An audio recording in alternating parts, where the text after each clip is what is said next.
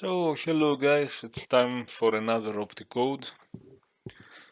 I started with the skybox and I think 2 days ago, 3 days ago or 2 days ago maybe, I continued working with it and even started capturing video of my progress, but I scrapped that video. I went into many design dead ends and maybe that's okay, I shouldn't be putting out every video I do. And this is mostly, yeah, because some of them are junk. It's like me fighting for things and not having progress. And the video being much longer than it should. But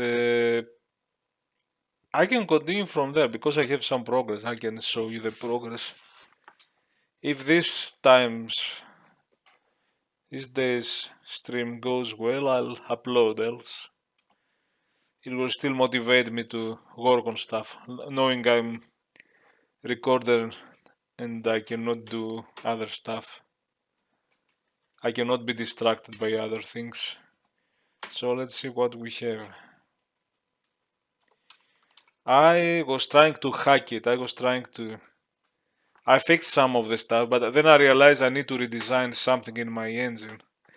But at the previous day, I was trying to hack the skybox correctly, the texture. So it looks fine, but things are not put together. The textures are wrong, and I made a hack to hack it. Of course, you have the disappearing polygons too. Also, you notice when I move like that, the skybox finally stays in place. The thing I did with the disable the translator, allow only the rotate around the player. This one works. So now the skybox is really an infinite skybox in a way. But the textures are wrong, some polygons still disappear. And it's not, the tiling is wrong. It shouldn't have this thing below. But what you see is not a big quad, it's a subdivided 2x2 quad. So in some places I managed to do the cell window subregion in the big cell. So I have the big map, I can display smaller regions for some text compared to the last one where you would see the. But I realized it, and I did some horrible hacks to kinda make connected, and a lot of the things are connected wrongly. I think actually it's the same texture all over the place. There's a reason for that. I thought I tried to fix that, but I want to do it in another way, and I fix also the proper translation.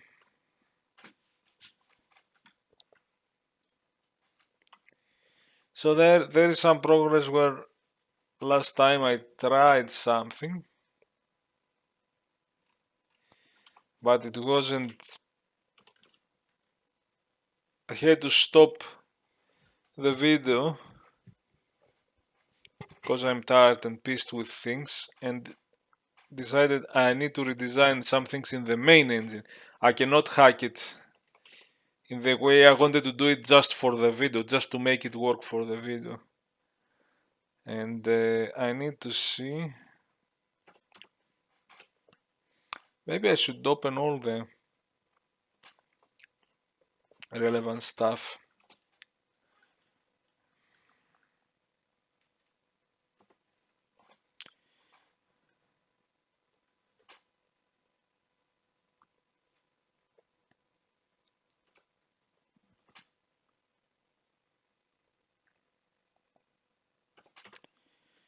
Yeah.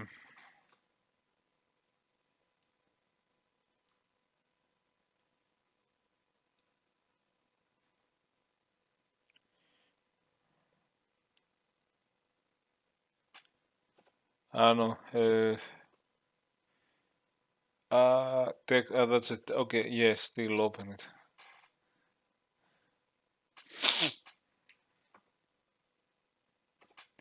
Did I open this? I did open this.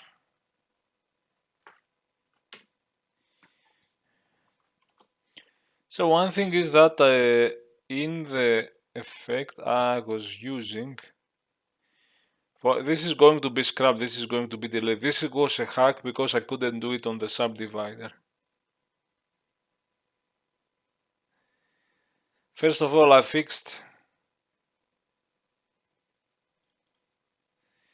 had this option that I used for the 3D dots.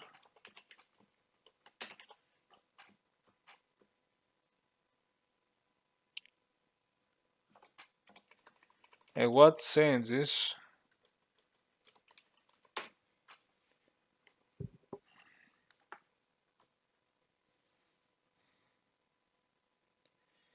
is that you see now the skybox moves as I move. Okay, you can rotate as right, but it moves and you can go close to it because by enabling the translate, I can move close to the box like it was some kind of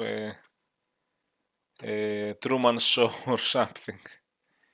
And of course, you see now, you see the 4 polygons. It's 1, 2, 3, 4 subdivided in 4 times. I will subdivide in more. So each of them displays a part of the texture. That was the second subdivider. So it is correct to have this option. And the thing that I can show the old code maybe.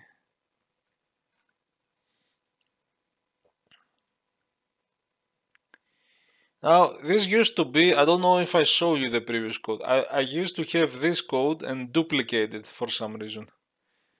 And in the second thing I wasn't adding those. This is the position from the player from the camera. The object from the camera player. And this is to also translate. And I was doing some more stuff and realized that I don't necessarily, I can unify it. I was trying to avoid unifying so that I don't do extra checks. For example, if we don't have translate, so that's a negative here. Then you would get these values, but this is redundant, unfortunately. It would be like have a 0 in this and the other one. I wanted to not duplicate the function.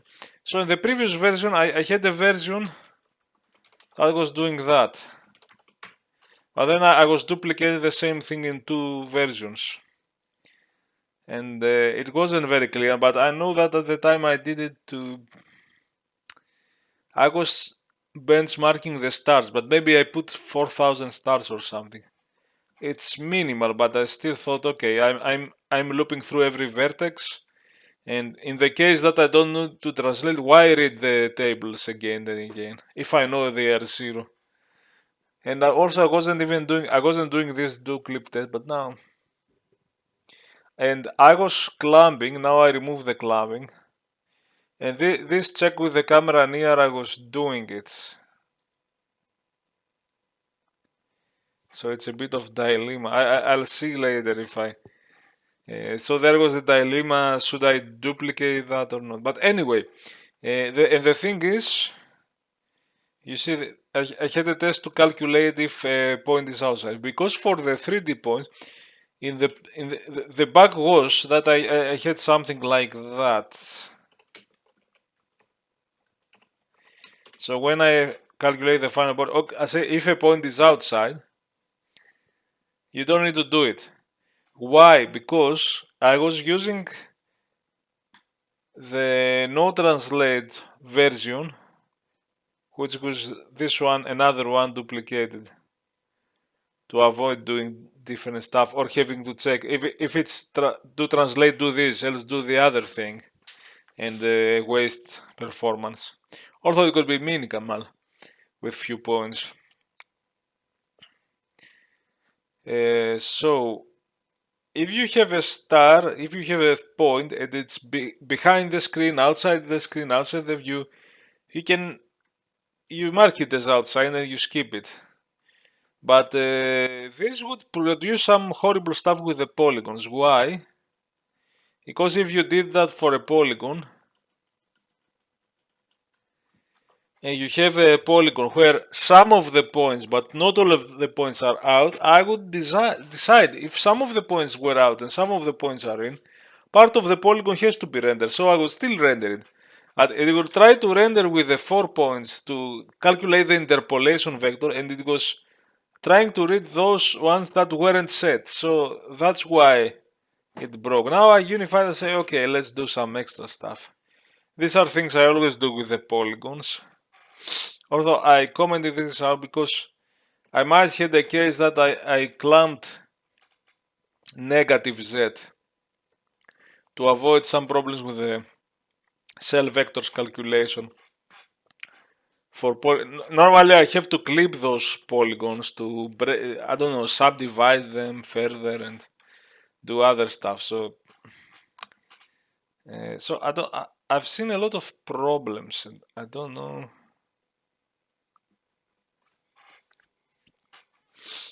Of course, if I clamp this, then this check doesn't need to happen. But let's see actually.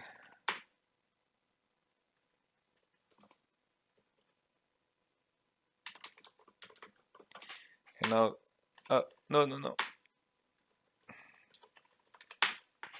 By the way, I'm not used to it. I have installed the Opera the emulator on RetroArch, and I'm trying to use it, but I'm not using it right now. Is the behavior better? Is it not better? Now the disappearance polygons are normal. The disappearance is because we have to subdivide more, and right now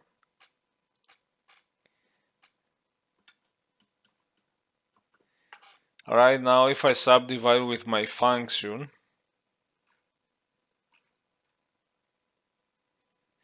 let's do another subdivide and see what happens. Could that work further? I don't think it will work further.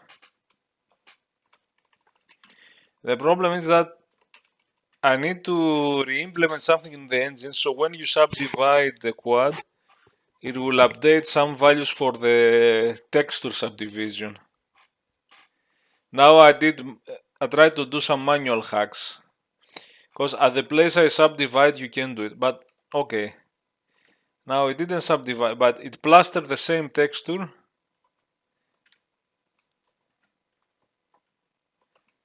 One, two, three, 4 times.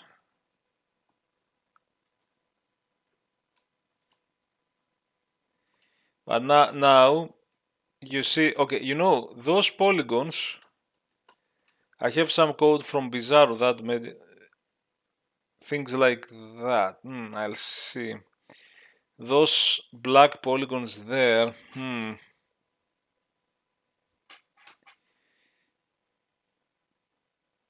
maybe this will still be a problem or not. This polygon might still not appear. I'm gonna have a hard time with subdivision. I would have to be able to detect if a polygon is partially inside, if the surface of a polygon, even if all points are outside. Because I don't think, even with the hack I will bring from Bizarro, I don't think.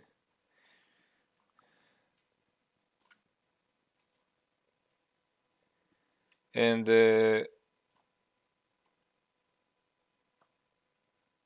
so a 4x4 subdivision is enough, but you know, you shouldn't be plastering the texture, you should be trying to change the subregion of the cell, make the cell point to a smaller part of the bitmap. And that needs a lot of work.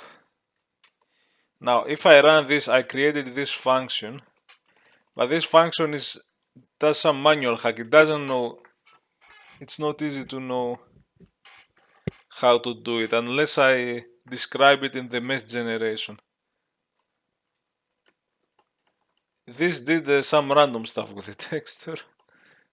Whoa. It's like a strange puzzle of weird things. Because that's not the way to properly do it.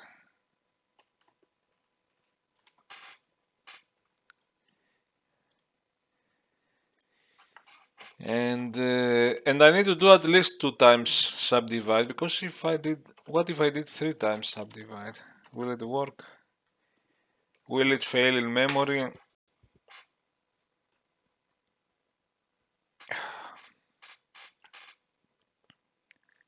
Whoa! Oh, whoa!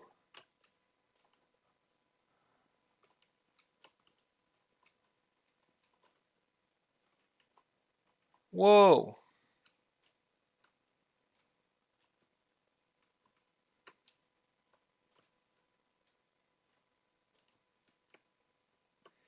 But see, as a skybox, it stays, no matter how I move there, it stays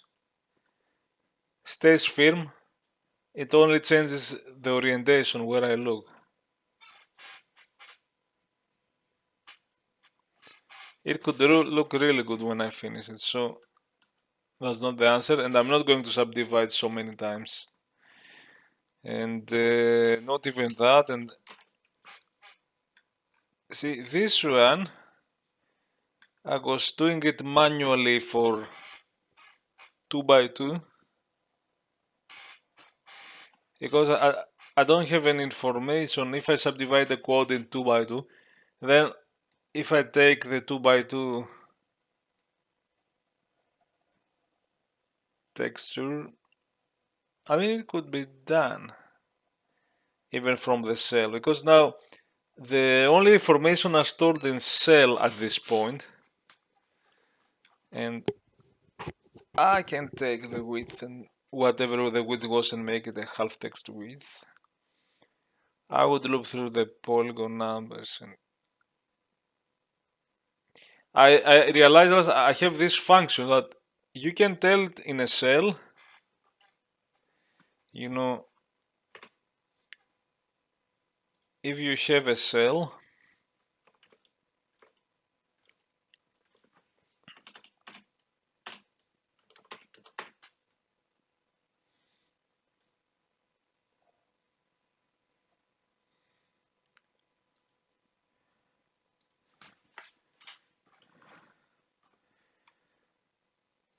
and you can say, give me the subregion.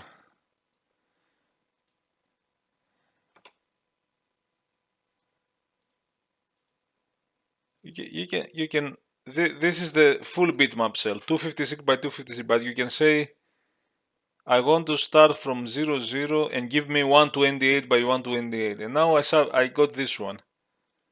Then you go and get this one for the second quad, for the third and the fourth. That's the idea. If I'm going to subdivide this big cube into quads so that I don't have the issues with big textures, I also have to remap the cell textures, but I'm not going, the idea is, I wasn't going to, which was something that you could also do, create 4 separate cell textures. But why not have the one bitmap data and remap the regions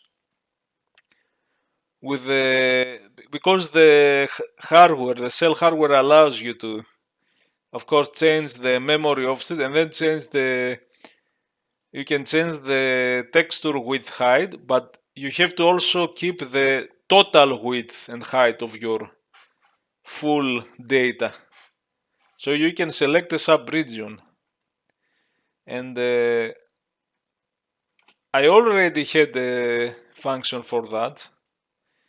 But you have to pass the cell and you have to pass the half texture width, half texture height, and multiply by x and y the position. And the thing is, later, if I was to subdivide the 4x4 in 8x8, I will read each individual cell, but it's not easy to do it like that. And I have to update some certain values for the, unfortunately, that I forgot. These are some texture shifts. If your textures are power of 2, so that these were not updated. So you need to do a lot of work if you change the texture. So what happens if I don't do that? Then the scaling vectors of the cells are working with the old texture widths. What? Maybe I didn't even subdivide once. Okay, I did the second subdivision, yeah. Let's do the one subdivision. So I'm discussing the problems I had. You get that. All those 4 quads should be stretched twice as big as that. But because the texture shift remained, which are some bit shift values I use for the map cell, my map cell, and I calculate only the beginning because it's not you might have to do either an inverse logarithm or some bit shift method that you can do for every polygon on real time. And of course, I could not use those shifts and do something else, but it's the way my engine works. And here's the other problem. You see, if I did this subdivision again, subdiv, this skybox mess again, and this works very.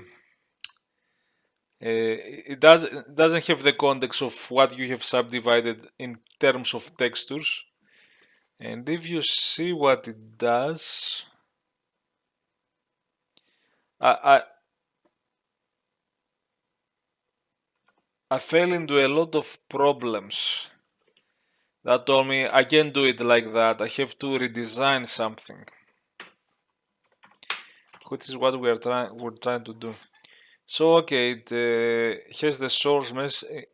It starts with a destination mesh that it will return. It does the whole subdivision, but it creates a new mesh, and I think I need to free the old mesh also. I will do that. So a new mesh that is the subdivided. You know, it's 4 times the polygons number, 4 times the indices, and so on. New vertex number. New vertex number is not necessary 4 because it depends on many factors. A quad has 4 vertices. 2 by 2 quads, if you think it insane, it has 9 vertices. But I also I was using this for triangles too. 3DO doesn't have triangles, but I store them as triangles. And then I represented with quads by putting 2 points very close together.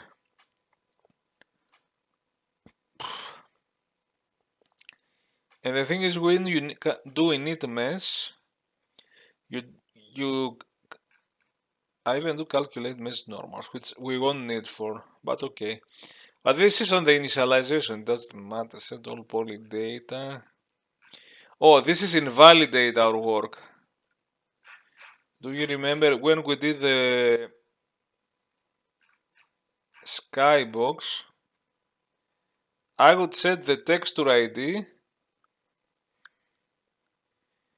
These are the 6 sides of the cube, but I will say ID 0, 1, 2, 3, 4, 5 because these were the 6 textures from 0 to 5 that I would load. These were the 6 sides. So in this case, while for all other objects I was calling this one that would set, okay, every quad has every polygon is a quad. It has 4 points instead of 3 points. This is the number of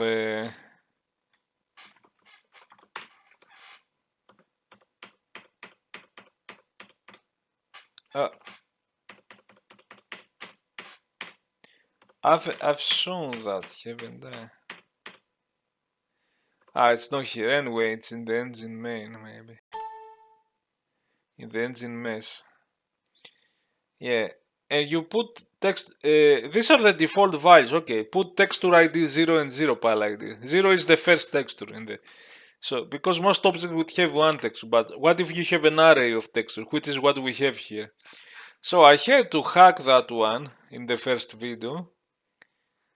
I had to not call this one, but do it manually. Let's do a loop and put always 4 points per polygon, so it's quads. We don't use palette, so put 0, but this put it in increasing number from 0 to... So I had to do things like that, but... Now, when I call subdivide mesh at this point, it's going to set all the textures to 0. Init mesh might be... Okay, init mesh by the... And it's going to... It still passes the texture, which is the array. And it's calling prepare cell list, which is initializing things on this, all the cells of the new mesh based on various things here. And I noticed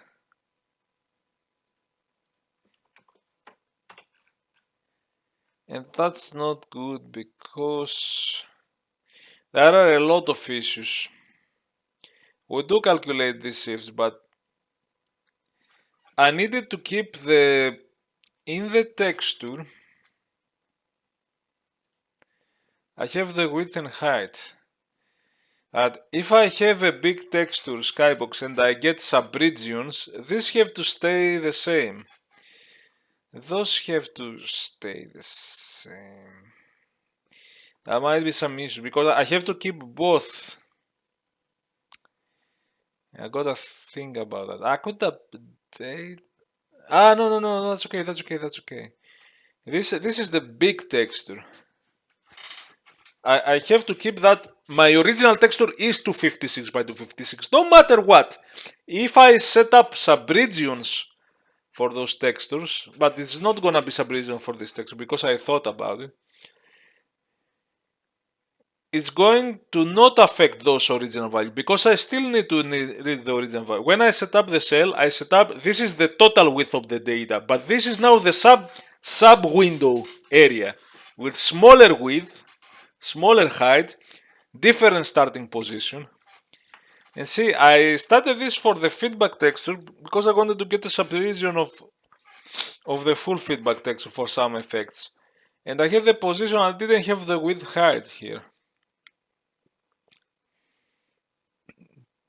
And this is something I might have to add, but I'm not going to add it here. Maybe this is something that will go away. Because I have the position, but I don't have the width height. I'm updating the width height. Okay. I know, because we don't keep the original width height. With a feedback text, usually... What if you want to subdivide the feedback texture? Why not? There is some redesign that has to happen. But I realize now, if I have a big surface that I subdivide 2 by 2, 4 by 4, whatever, maybe 3 by 3, maybe 4 by 10, whatever, then I cannot use this, add this information in the texture, because now I would have to have, if I had one texture for every quad, so these were not 6, but they were 6 by 4, let's say, or by 8, then I would have to, yeah, that's what I would have to do to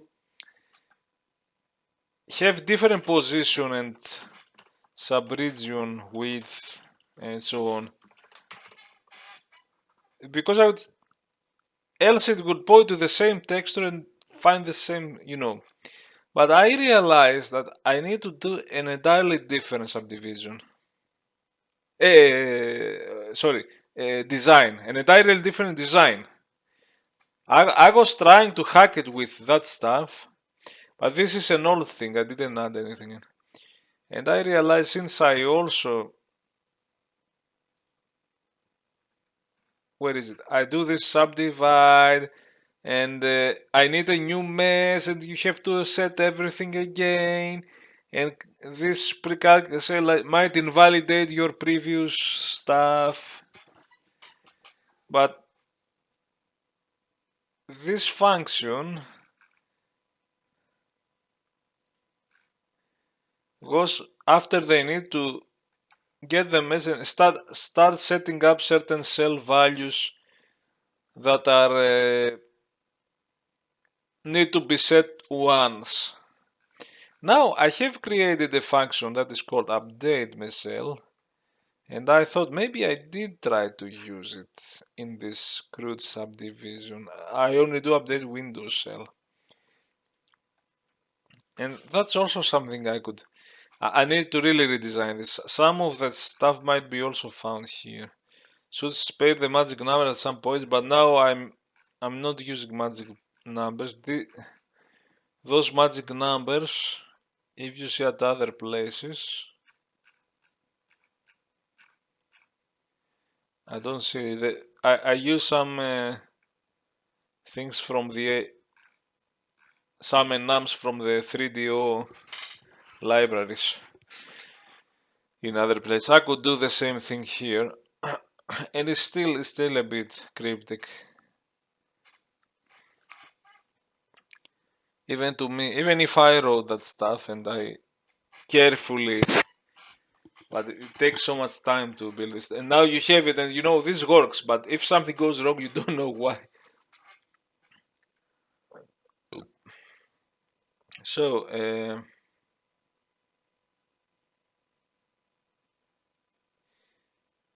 the idea of those goes, if you in the real time, this is only at the starts when you init a mesh and you call that once. The idea with this, maybe I used it in a few cases. If I update some values on the mesh, I can also update the same thing on the cell. So I could read the mesh. See, I use the texture ID. I could swap, I could have the 6 texture and change the IDs on every polygon individually and have it flip the texture pointer. So now it's a new texture. It takes again the shifts. I call this function. I hope it doesn't make some log2 thing, but it does some other method. Maybe I got some good bit shift method from Hacker's Delight. I don't remember, or maybe I didn't and it's time to use it. Maybe I did some crappies.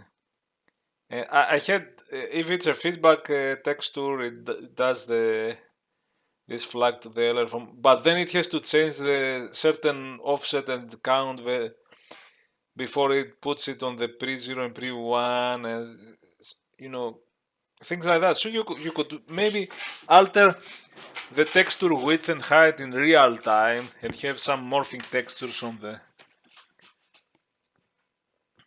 scrolling textures or whatever in the polygon surfaces. And at some point I did it. Now this goes through every polygon. So if you have thousands of polygons,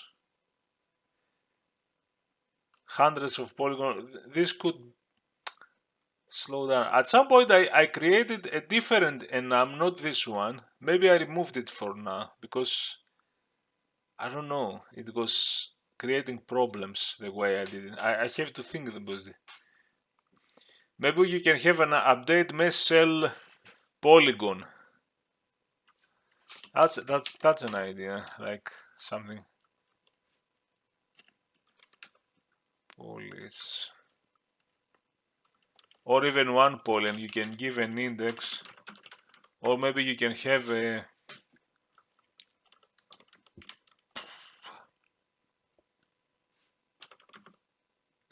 index 0, index 1, or something. So if you have a 3D object where there is one polygon that changes the texture. Maybe you have a television, a 3D television, and you change the texture to create some noise effects or the palette or whatever. Or you change 5 polygons or 10 polygons from an object with hundreds. It doesn't iterate through all of them and update all the same. It updates only one. Yeah, maybe that would be better. Previously, I had a special render type. Maybe I removed. Oh, no render type. Texture type. I have texture type dynamic. Something like that. So that it will check and say, okay, if it's not that. That's a better idea. Okay, that's something to implement in the future. I could maybe make some nice demo of a television cubes that only part of the textures are changing. Or maybe some waterfall texture with color cycling. Or some other cool stuff. Anyway. But some of the stuff here might be repeating here. To be honest. So the thing is that this one might do more things, even allocate. It calls init cell, which is init cell allocate. Oh, it's not allocating. So maybe it's okay.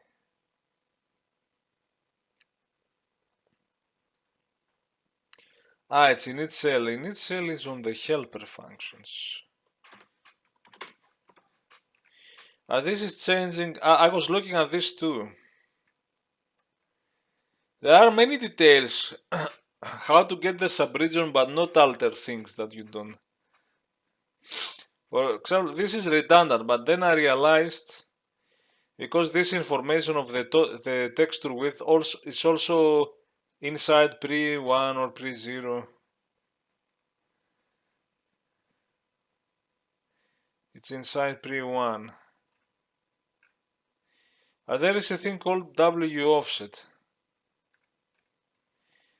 which is, and those are not even in pixel, those are in 32-bit words. And so if your W offset is describing a texture of 256 width, but you're going to get a subregion 64 width, then your W offset will still describe that, the total bitmap is 256. It's going to be in words and not pixel, but let's say it's in pixel. It will say 256 pixel, so that must not change. Now, if you do initial width, this is also changing, and I don't want to change it. And this is changing. This is keeping the width in a more natural way. This is an extra redundant formation that makes the cell bigger. But this goes in the original. You could create a cell structure that doesn't have the CCB width or the CCB height, and save 8 bytes from every CCB. And that's why I have init cell width, but I also have set cell width, because this is setting only the width on the pre one, which is the total width of the is the width of the texture to be rendered from the total width, which could be the same as the total width. You have a full texture and you want to render it, or you want to render a part of the texture, a sub-region with a smaller width and a smaller height. So these are handy because I do that only on the initialization where everything is needed, and even the W offset. I have a separate function, set cell stride, which is calculated W offset for that. Maybe at some place I wanted to call that one only. And that's the problem. When you call prepare list in this subdivision, again, it's going to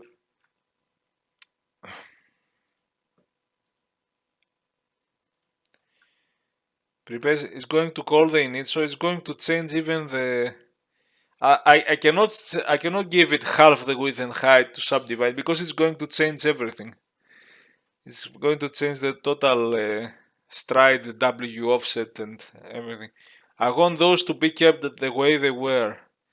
So that's why I think update mesh cells could do it. So I could update only certain values.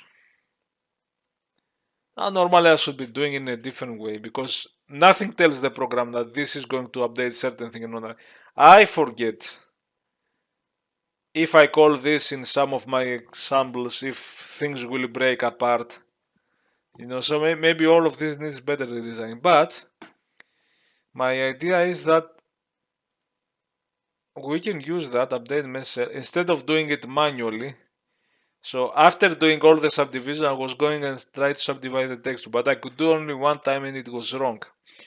I could, and here is where we start working on the new one. And I should stop talking about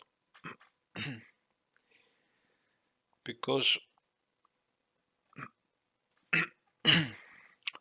and I don't want I want the texture to represent the full texture. But I realized that in the mesh I have the polygon data for every polygon. And that might be ideal because I have the number of points in the polygon, I have the texture ID and pal ID. Every time I change the texture ID of the polygon, I can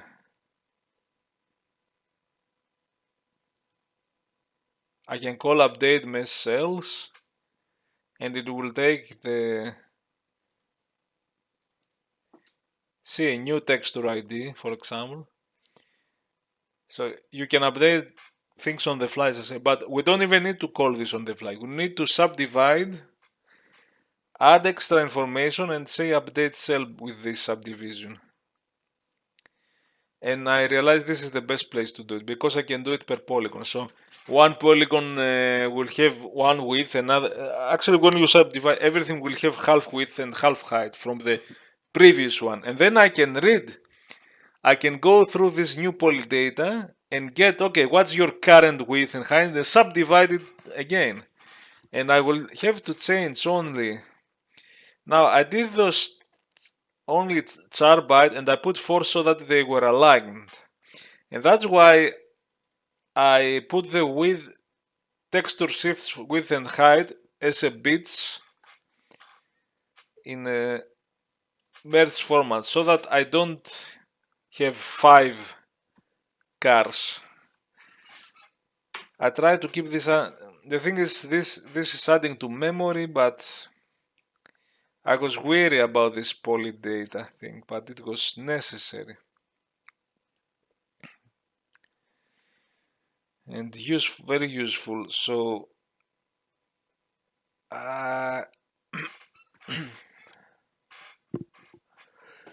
we are going to add. I'm not going to do this thing though, where this could have consequences in the memory though. Unfortunately, I have to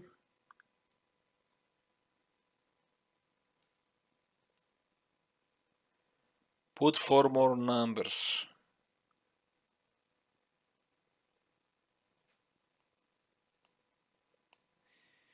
Now, if I want to go on with that, now there are some issues. Okay, you know, for now,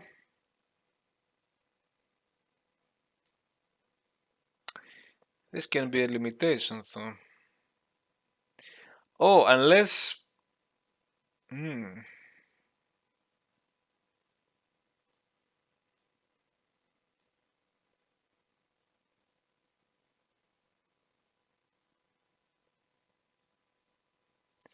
Aren't the texture shifts already telling something about, at least if it's power of 2. This is not used if it's not power of 2. But it tells you something about the current width and height.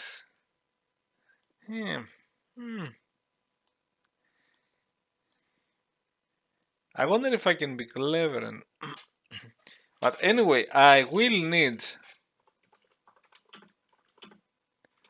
a pose, position,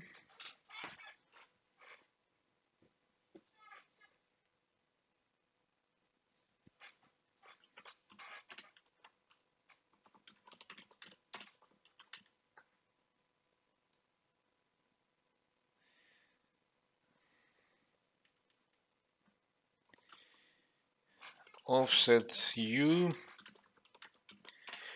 Now remember 3DO doesn't have texture coordinates in reality. Those are not vertex. It's an offset of where to read the texture.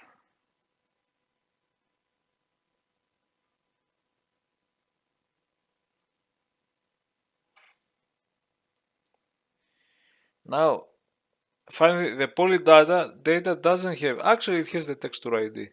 It doesn't have the pointer to the texture, but the texture ID can, from the array of the texture, can get you the pointer, the reference. And that combined with that, of course,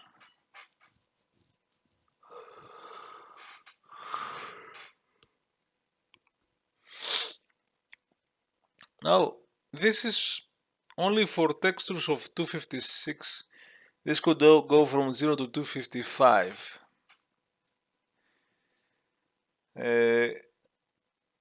In reality, we're not gonna go for big textures in this engine. So unless I decide to make them into some sort, I try to keep things subdivided. Now I'm thinking,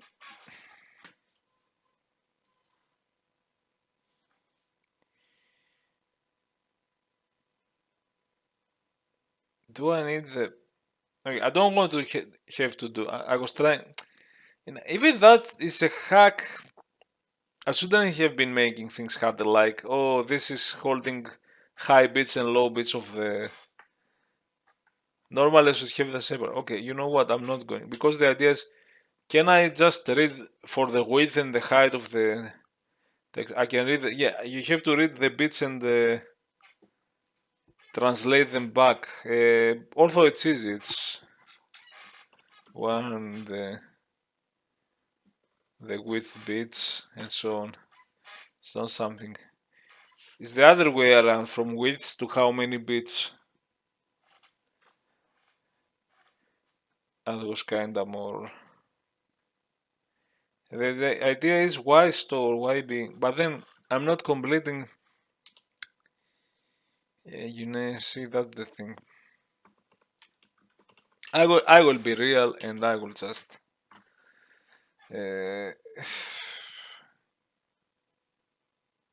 offset U, offset V.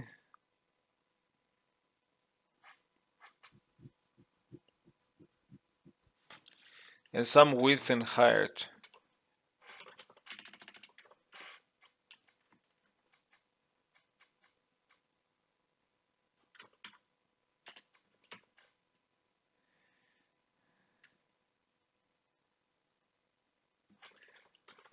This is bigger though. Text, if I call it text width, it could be misleading or not. Because the texture ID will go to the original texture anyway. And you might not care about the original texture at this point. Now, the only thing is, if I update those have to update this.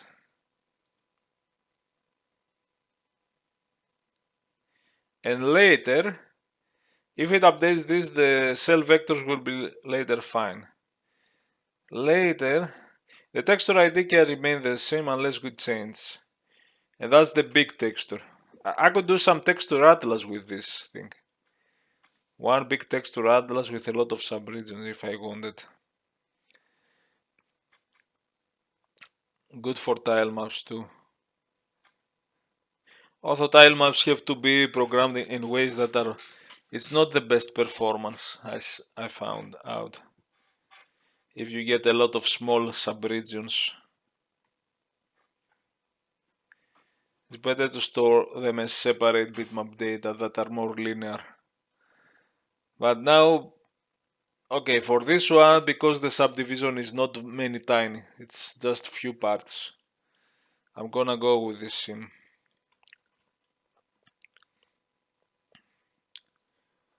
So this and this, so no, it's going to be 0 to 255. Which would also mean technically, you could point that at the edge. That gives me an idea, though.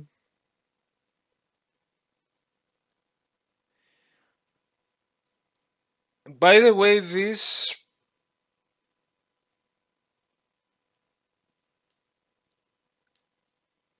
it has to be no. Actually, you can do a pixel region, but normally because there are some extra flags you can manipulate for that in the cell. But normally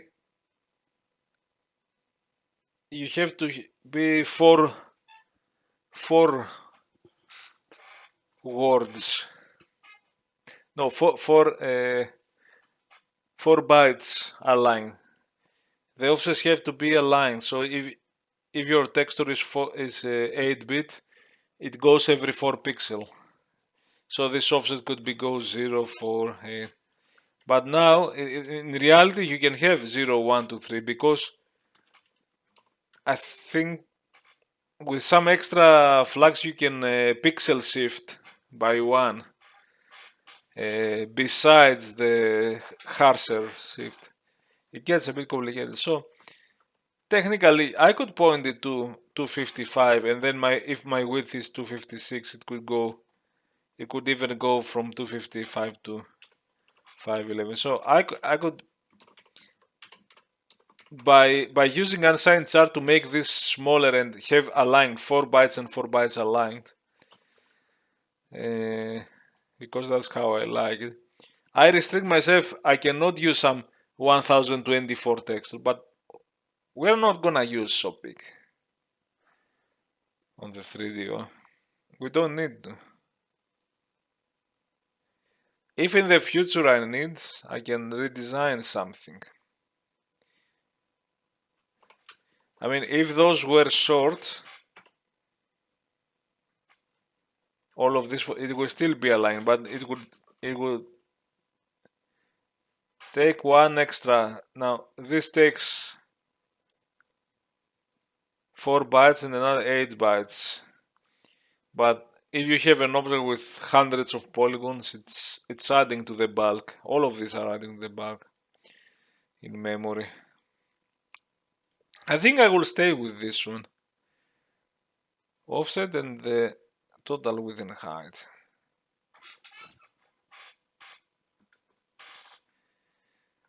You can get every subpixel region from 1 to 1 to 1024. Or 255 to 512 here. Anyway, so and now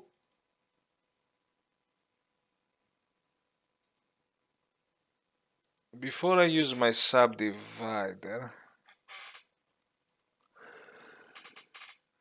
I don't know if I can implement it now. Just don't do it.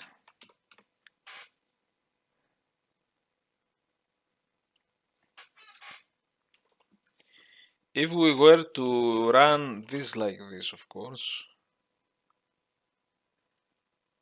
we can even see how we are in memory.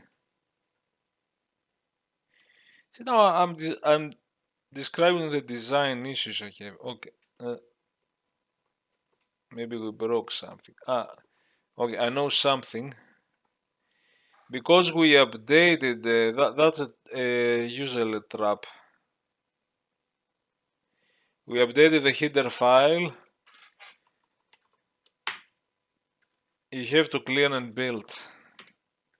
Because the compiler doesn't look that we updated the header file and the memory to read all these tracks is totally wrong.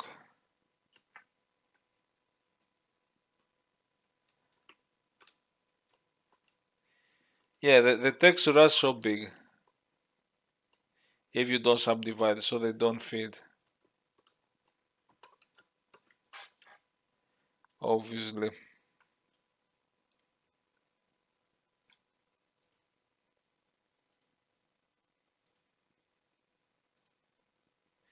And if we subdivide once, or subdivide twice,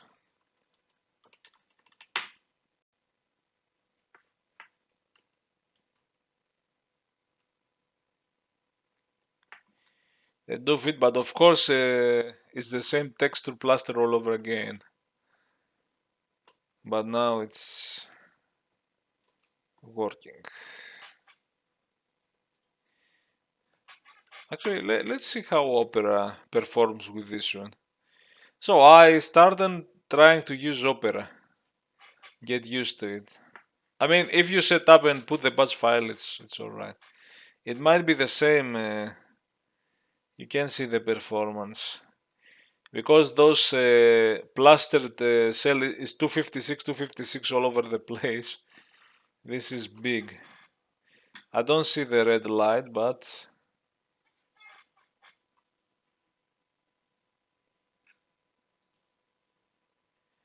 you see that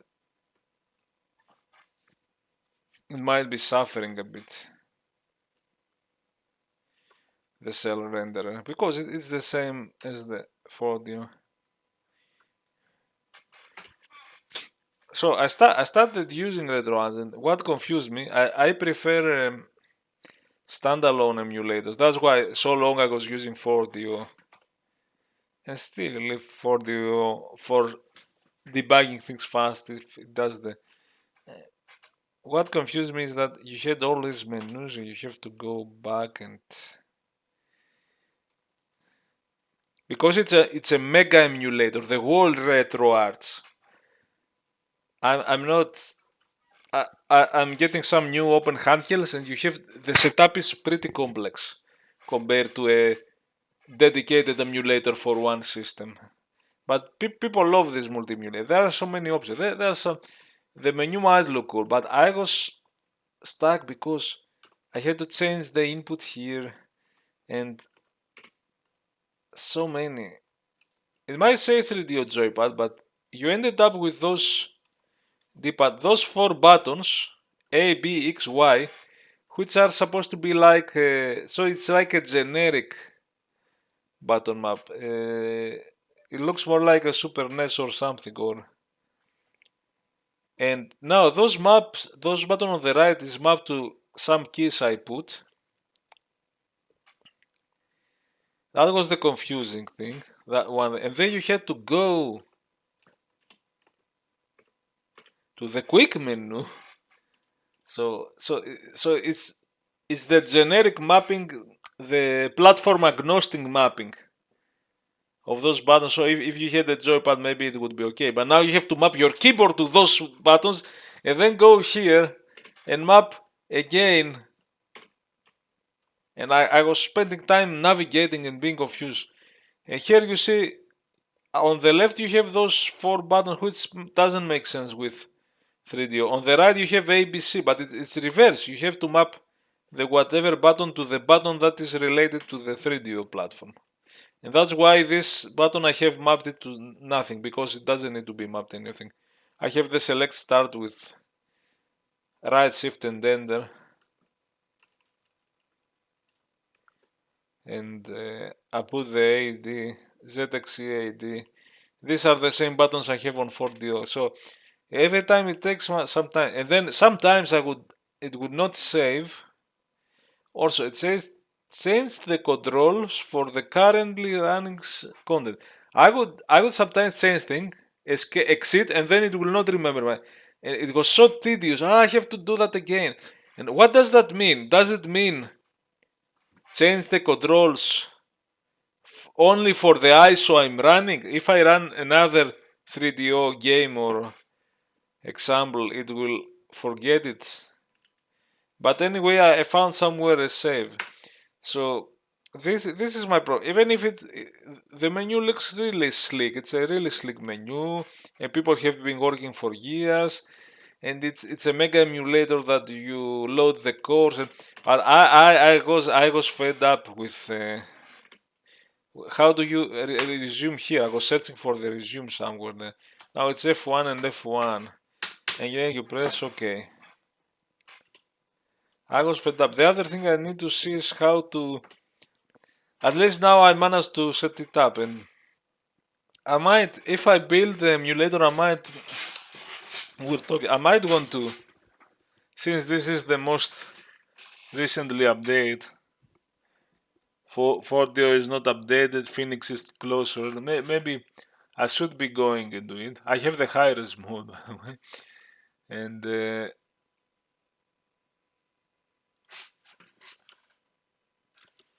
I think you go here, here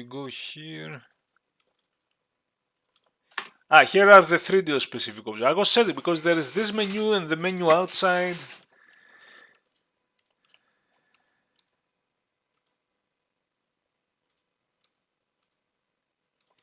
I have debug output on phone. Maybe I should use the debug functions on the API, because that could be a good way to. We were talking all the time, and I never made the move to go from 4DO to RetroArch Opera. But maybe this is something I should finally do.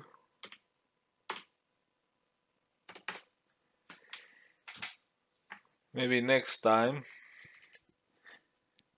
because it will help a bit with the debugging. And that was my rant about. This is why when Opera came and I was still debugging and doing that, okay, put the old 4DO, which is, Opera is based on this one anyway. And sometimes I would run the Phoenix, it's the more accurate, but the Phoenix I have to click here and then go with my mouse here and put here, and there is no banner screen and wait. This is the more cycle cell, taking into account the cell too. Like this is slowing down because of the cell, because of the huge textures. So it's closer to check performance. But when I want to check things fast, I run 4DO. It's already set up to some higher, so that it runs a bit faster. And I think the Opera is right now is overclocked. The Opera is also overclocked right now.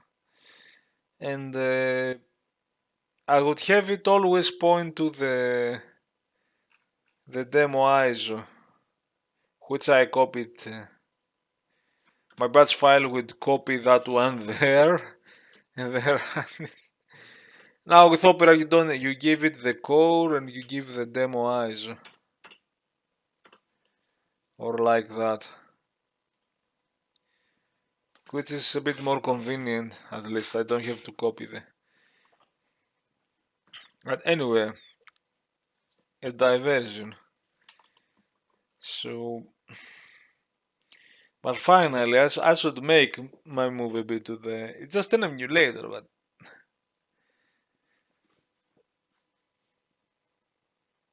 it's those multi-emulator systems are so trendy, and I still prefer the single emulators in every system. Even when I try to play some PlayStation, Super Nintendo, and all that stuff, I have installed the old ones or recent versions. Cause man, I have to remap everything for every in this complex menu for every emulator, and I even got some open handheld that used RetroArch, and I had to do it for some. But some of the emulators, if I run them, the buttons are way off, and I have to manually. If I decide to play the game for PS1 or whatever, then I will remap it. I will spend my time. I don't know. There might be some performance consideration with the multi-emulator systems compared to a specialized single.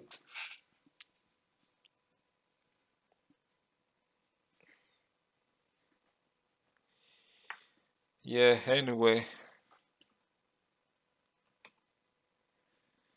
Yeah, I mean, it looks appealing, but okay, I need to focus now. So, and if I can try print out debug something and I get it on that window, then yeah, that would be a good reason to use Opera for my from now on.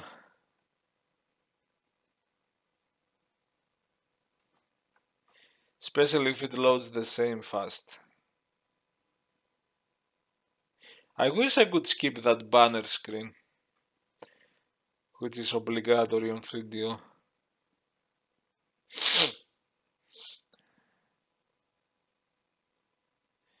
So wait a minute.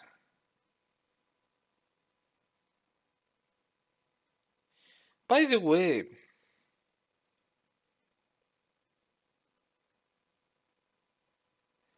now that I want to try we have disabled the translate.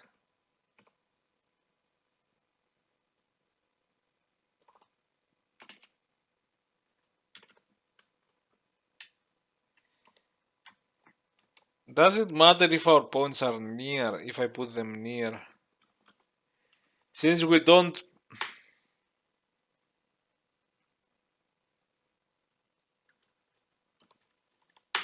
I'm still running the 4DO. Yeah, because now I don't need to run the Opera. Unless I go to debug. Yeah, interesting, because... So it's like you have 3D points that are oriented. That you rotate the orient... Okay, oh, hold on.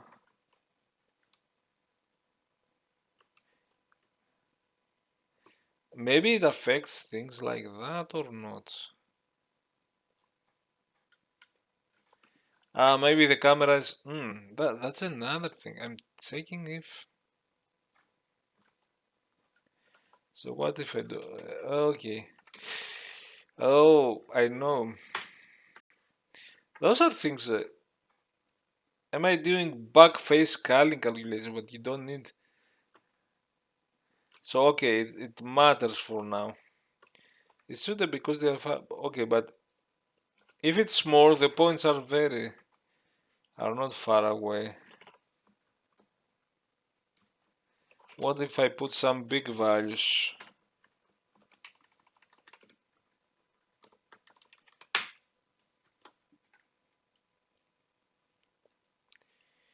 Because I'm not moving, but of course with this... okay, big... okay. I think this value is hitting my fixed point. Yeah. Is it 1616? And signed also, signed 16-bit. 16 integer fraction. I guess that's the biggest I can. Are there issues with that besides the disappearing polygons at the edges?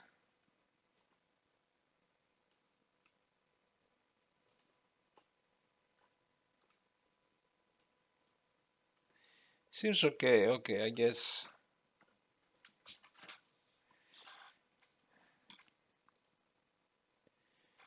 I'll keep that one. Because maybe big numbers could blow up. But now here we are not traveling. We have the disable translation to make it only an oriented around the camera. But if you put the number small, those points are very close to... I guess. Maybe I'm still doing the back face scaling calculation, and now some polygons are flipped because they are not in... yeah, anyway, yeah, I guess. Now, I'm not doing the right thing. Okay, I will... I will have to start working instead of speaking around. So I got those offsets. There's some work to be done. First of all, when I procedurally generate,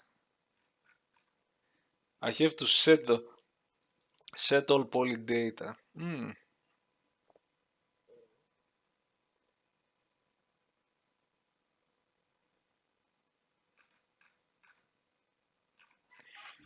I have an idea. We have a texture ID. I can put some default values.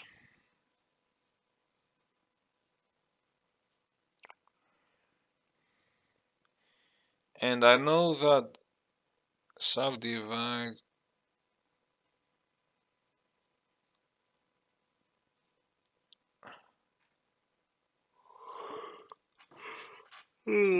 shit.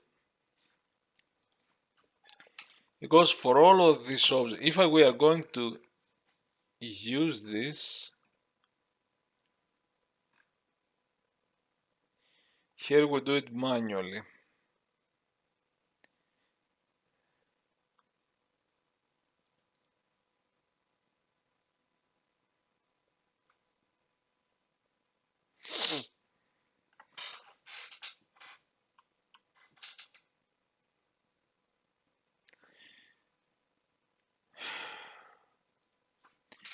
Set all poly. Now, okay, this function. Now I could do it there.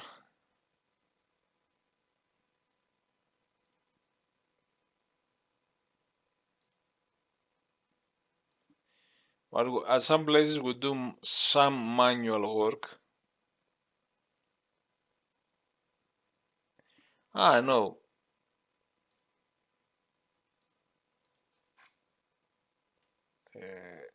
Where is set? Oh, it is here. I'm going to do set in a separate function, polyregion data.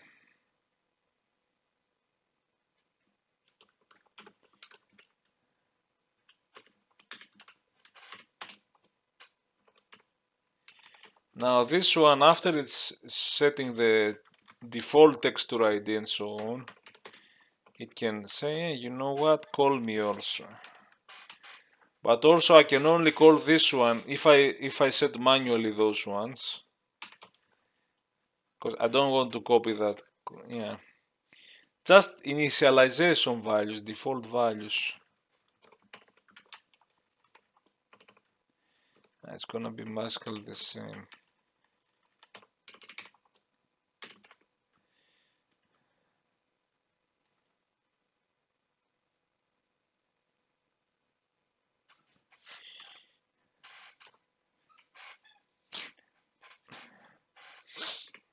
Is it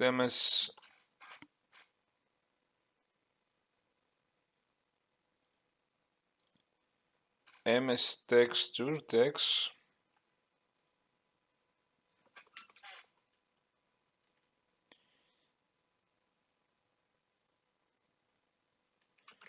Poly texture ID.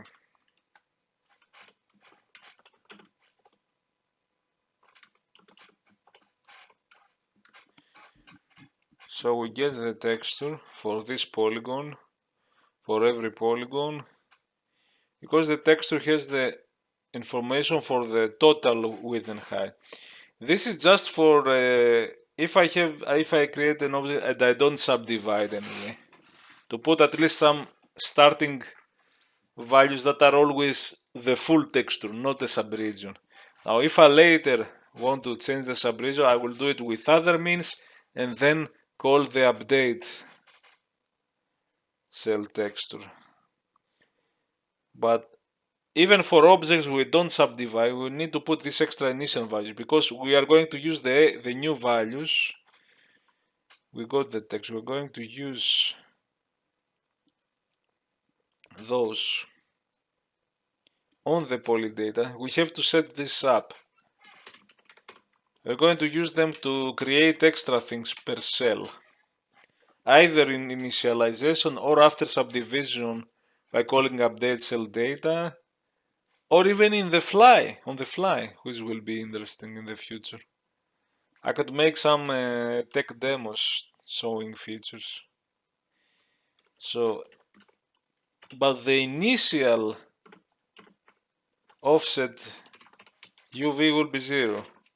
The initialization will be show the full texture, don't show a window of the texture, because that's what we want initially. And the initial text width will simply be the text width. Is it? I need to do some Visual Studio or code blocks or whatever, some process so that we have become lazy. So I do that and I see not a completion, because now I'm like, what was the texture?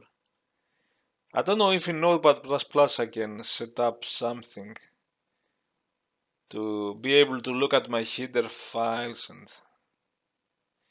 it's simply width and height.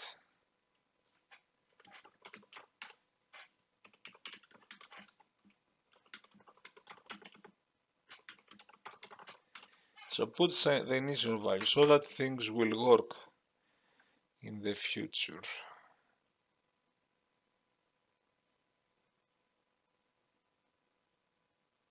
Oh, wait. We are...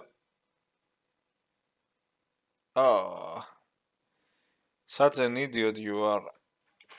Poly I, isn't it?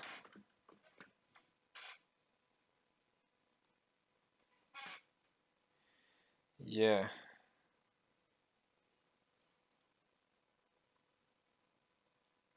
Yeah, oh, that's wrong. What are you doing? What are you doing, you idiot? Okay. Poly data poly is MS poly.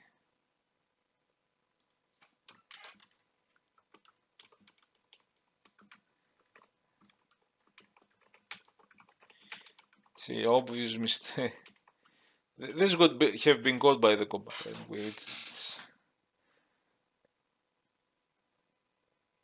I think that's fine.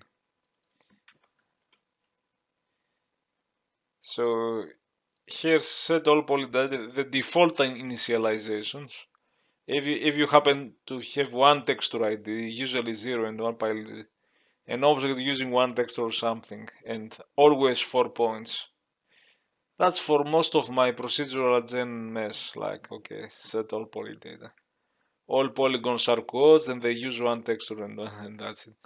But if you end up having to do something more specialized, like here, I'm individual. I don't call set all poly data in some of those because I set it manually. I mean, there could be better ways to do that. Just a function that assumes you do something. Sometimes I would forget to call these extra functions, calculate mesh normals, and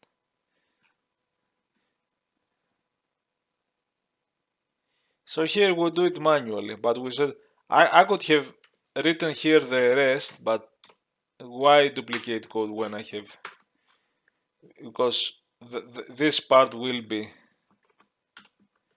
automatic and always, but this is for the initialization. Okay, we haven't subdivided. This is just, this is something, and I'll have to do it in every place that I'm not calling call poly data and I'm doing manual stuff, except I don't think particles.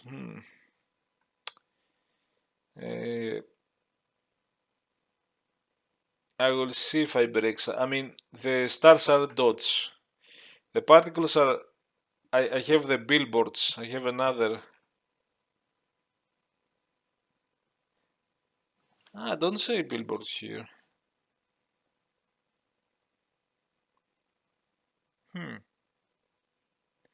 I think I had the special options flag that was billboards. I never did this one. So here that I'm doing manual stuff, better do this. And here.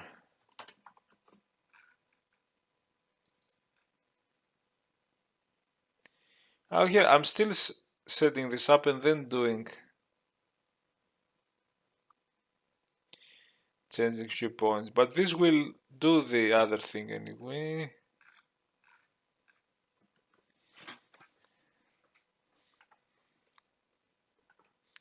Okay, I just want to see if it builds. No.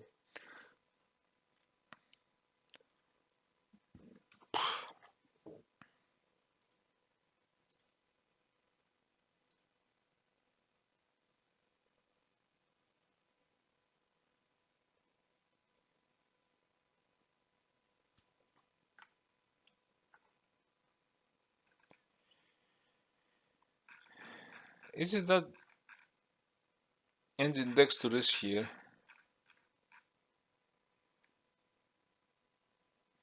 It's a reference MS text.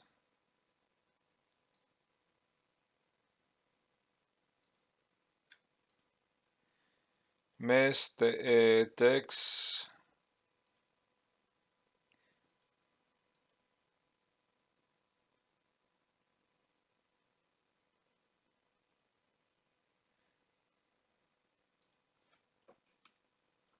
Ah, MS poly.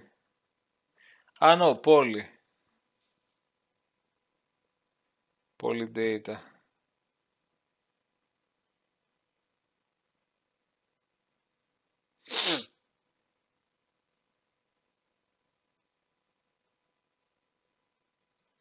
Eh. Yeah.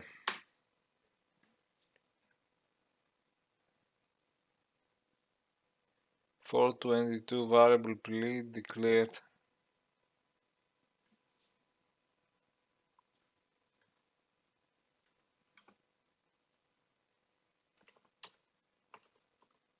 What? I missed the warn. Oh, the warnings is on the proc gen 422.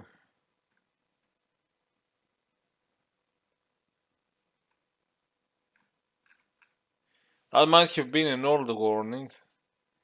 I have a P that I don't use anywhere. Okay, B.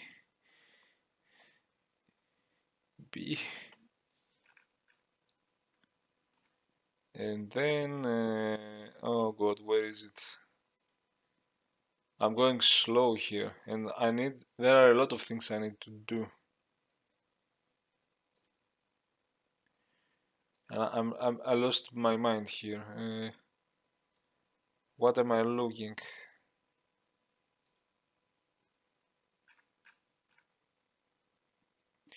Not an engine mess.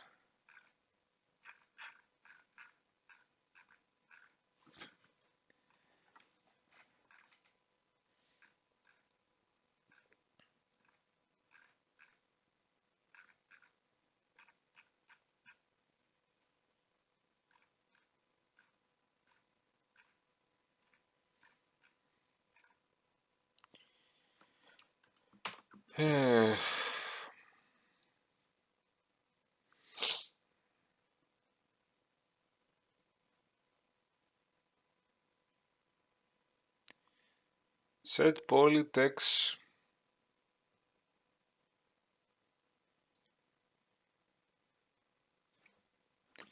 First of all, name it something else.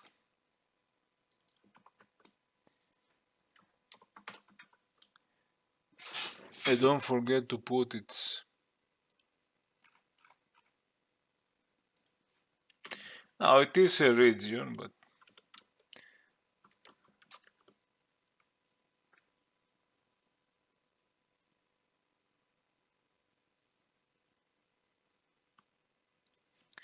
updates. Call it updates.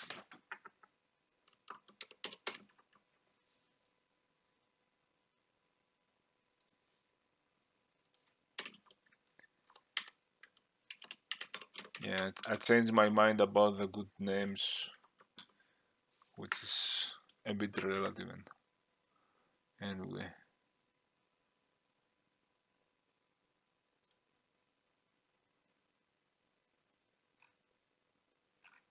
Oh boy, no.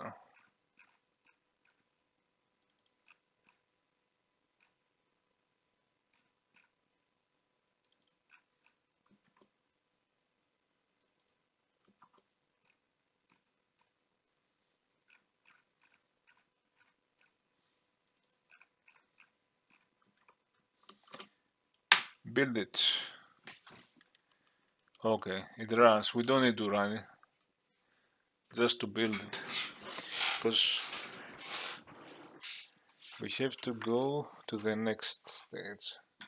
We might have more work than we need, and at the end it might not even work. And I'm tired and I want to finish this video, but not without reaching a point.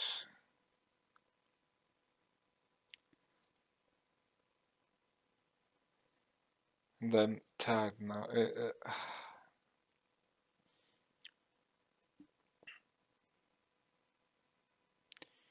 So we added this and we do this for initial so that most things work, but we don't use those yet. We have to use them. We have to use those for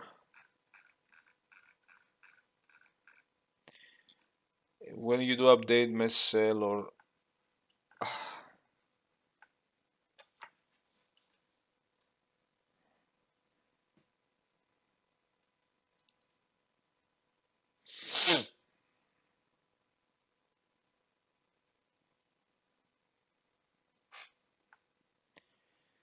do I even the update mesh cell updates the W offset. But it uses the text width, which is good. Here is the thing. There is no fear anymore because that's the texture width. That's not the polydata texture width, which is the region width. You know.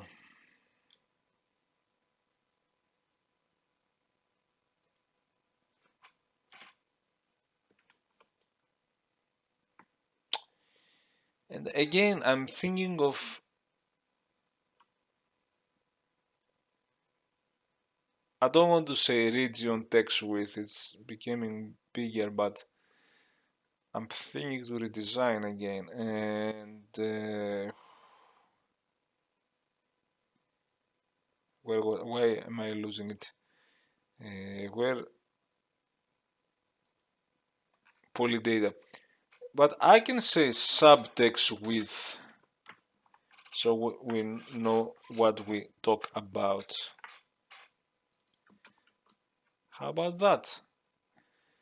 And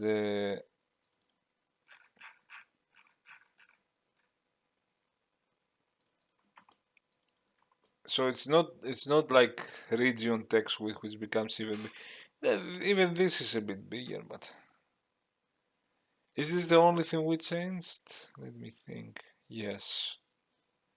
So far, this one and the that's better because so we put subtext with the text width, but later we can change the individually per polygon the subtext width, subtext height.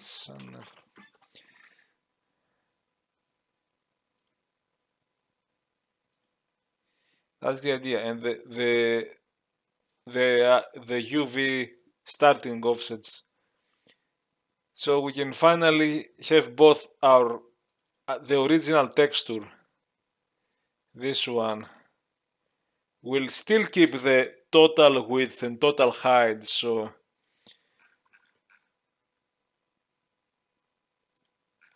when we call update mesh cell, it's going to alter the W offset here, but with the text width.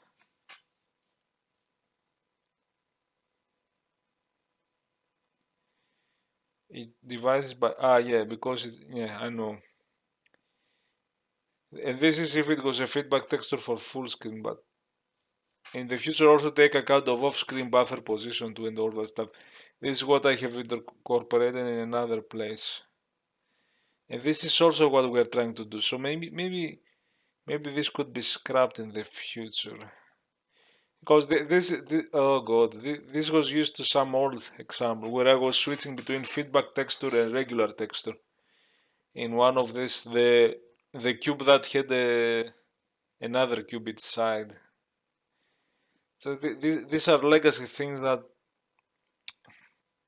because the idea now is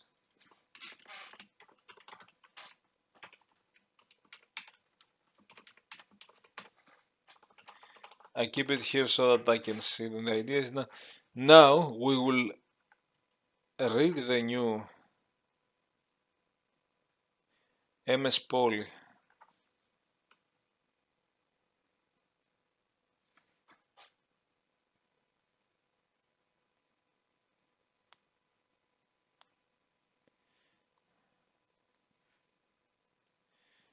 I would be happy to say, poly data, because we are going to read a lot of stuff.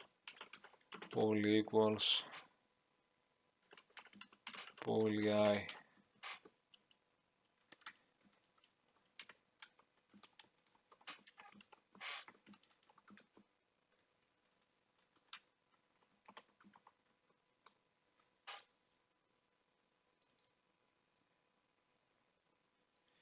Yeah, I mean, let's simplify it. It might be even more efficient.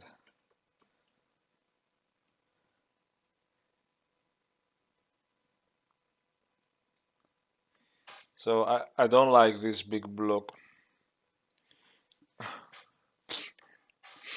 And here's the first thing. Okay, we get the texture, so we can know the total texture width and height, for example, especially for the W offset in case it's not a feedback texture and it's the other type. I do the magic numbers here. Shit. Here's the thing.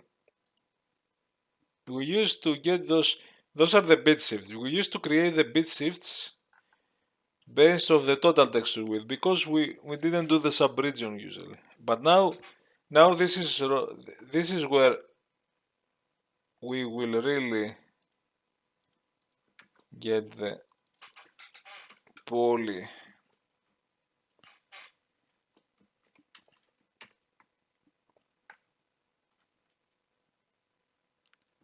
If you get me. Because now we are using the sub-region, we are using the per poly information of the actual width from the total width, which could be the total width, okay. When we start, the subtext width happens to be the same as the text width. And the W offset has to be calculated from the text width. But I think the V count. See, now everything changed. The V count now has to be. I'm not gonna leave the feedback. This could be used for a feedback texture in the future instead of how we are doing it. I know that at some point for a specific effect, I go and added those to have a single feedback texture point to a sub-region because it was always a single quad for capture the video RAM or part of the video RAM and use it as a texture again. And it was always a quad, but in the future you could have some subdivided geometry even for the feedback, which will be interesting.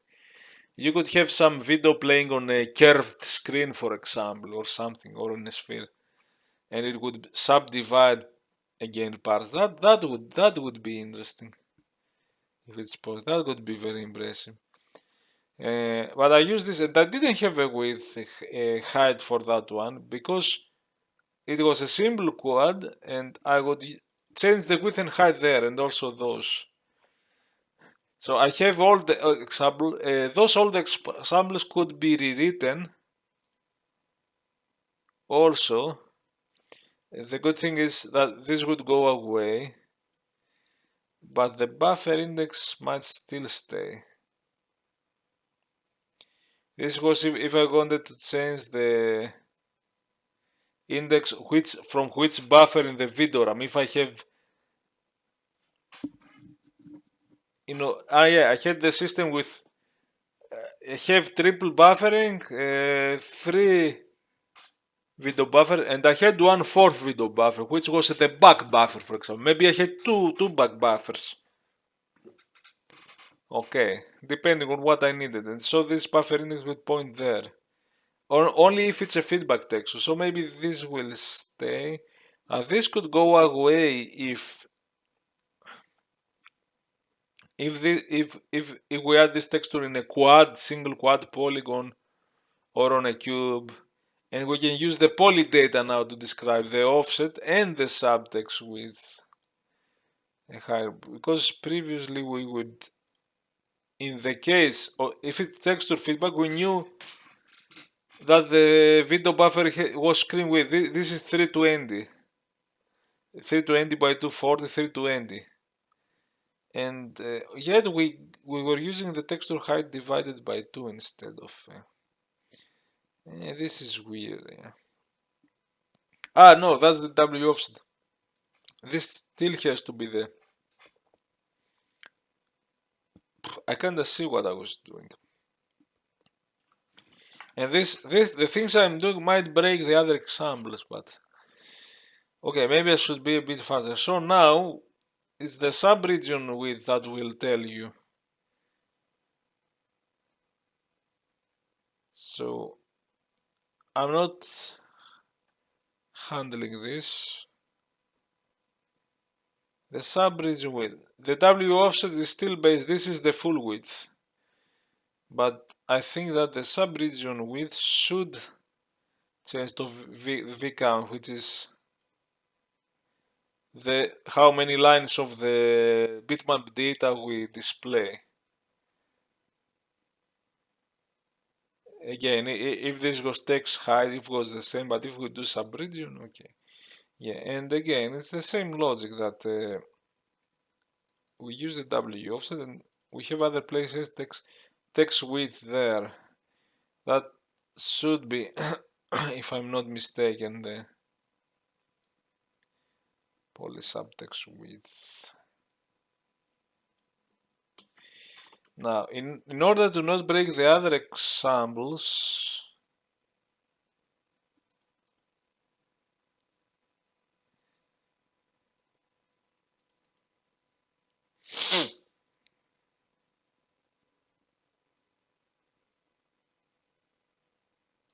in the case of the feedback texture, for now,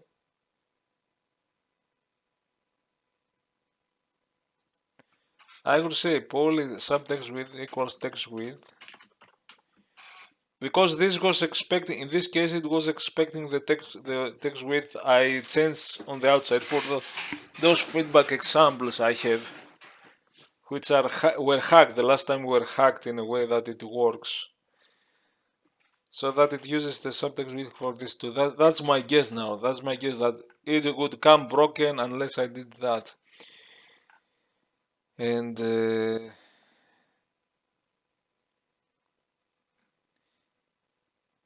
we have used the subtext height for the count, the subtext width. The v count goes on the pre-0, the other goes on the pre-1. And the W offset goes on the pre-1, of course. And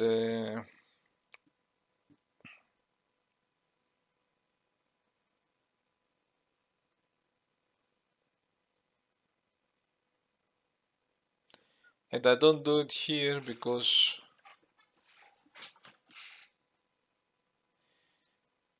we calculate the count inside, and I know that my examples alter the height and the width of the texture. to do this feedback. We will change them in the future.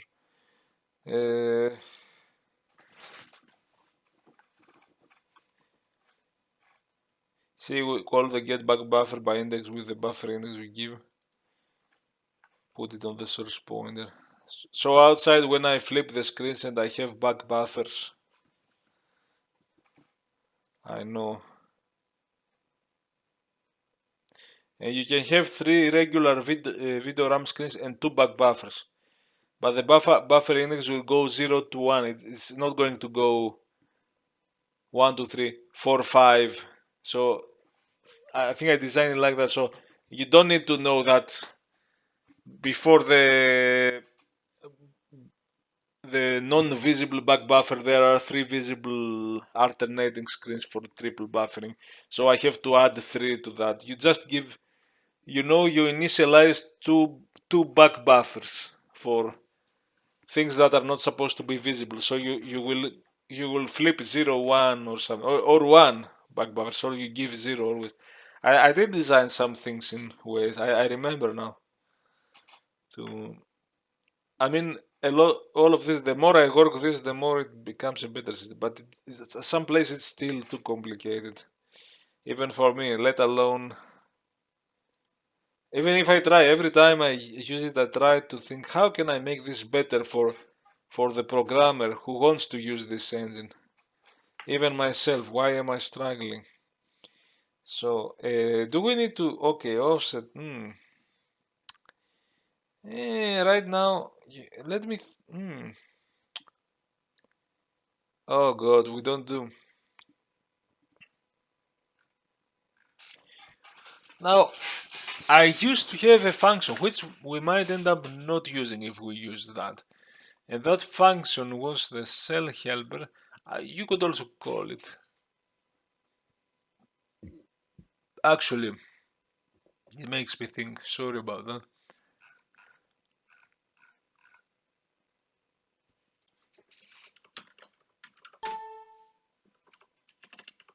What the fuck?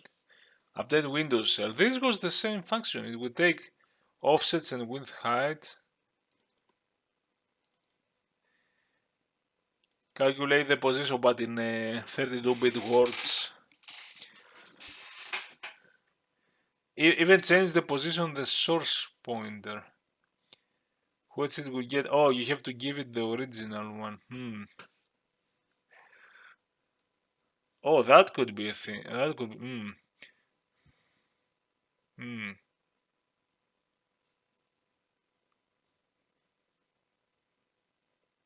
Oh boy. Now I'm thinking that there might be another issue unless. No. You give it always the original. It will calculate based on the post vertical position, horizontal. Okay, and the line size. Okay. Now it gets the line size from the cell CTB width. This will still be holding the original, which is fine. The original texture width. Now,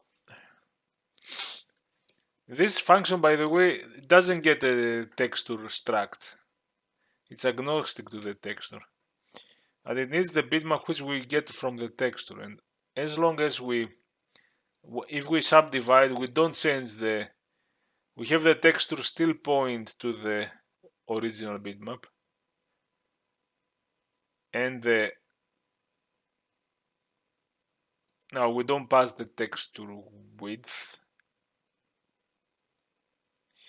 And the thing is, if we did pass the cell and read the bitmap position from the source pointer, we're going to change the source pointer now. So, the next time we subdivide it, so we need to keep the original upper left position, first pixel on the full bitmap, not the subdivided. We have to separate those. So maybe that's okay if we pass that one. We shouldn't pass the source point. We should pass the texture bitmap, which will stay unchanged. This will always have to represent the full texture. Don't make this to represent a subtexture. So those post hippos Y will go away, and I think I'll show you. Now I'm going. I think I'm not. I searched the last time and I don't use those. Nothing. Do I use 7071? Where am I using those? Init for. Oh, okay. I'm just initting that stuff. But am I using init feedback texture anywhere?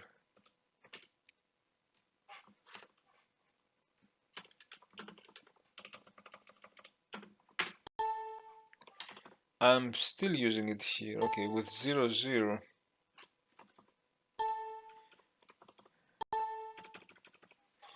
Okay, you know what? Leave it. I just thought previously when I searched, I couldn't find some places. It's going to be a clear angle. Even those other examples, although I won't have time to.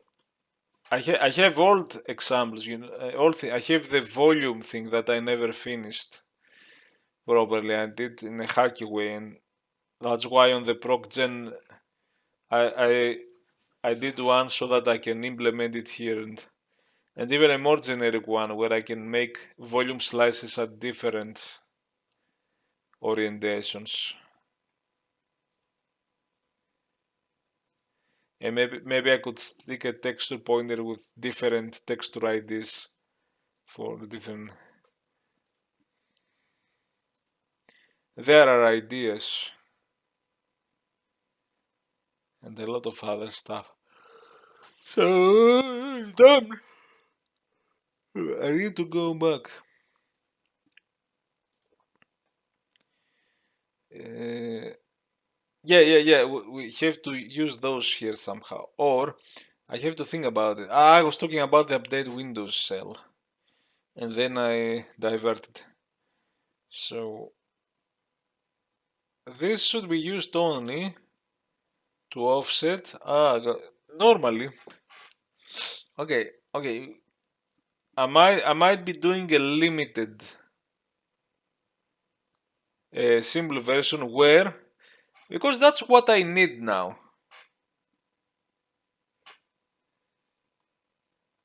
In this one, this has to be, you know, 4, 8, 12, multiples of 4, because it's word aligned. Because that's how, and especially the source point. Now, you could make a region that is, you know, from 11 to like that. Here and see from 9 to 10. This one is easier actually because it's the number of lines.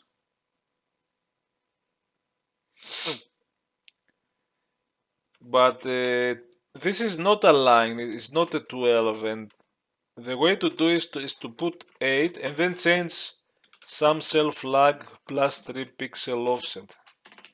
So there are some special cell flags that offsets.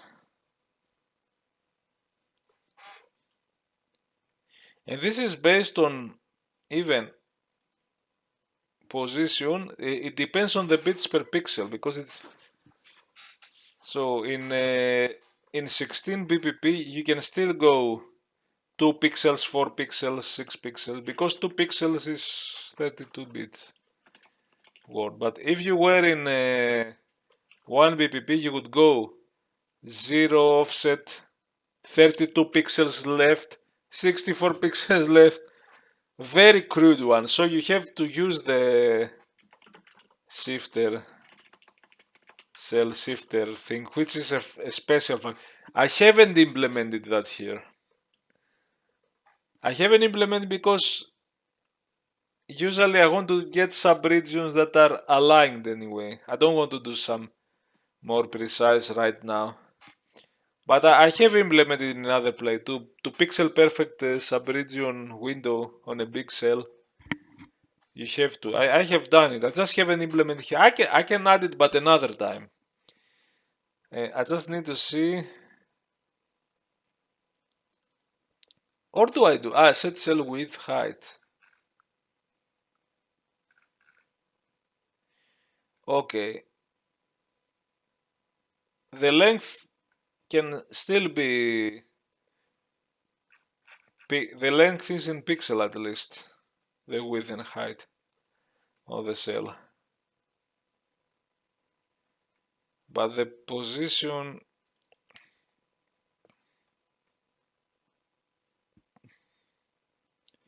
Let me think. Is this the only.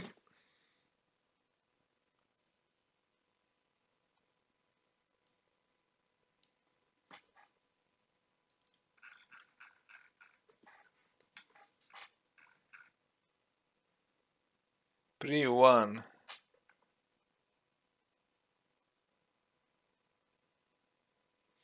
Here are the non-magic numbers.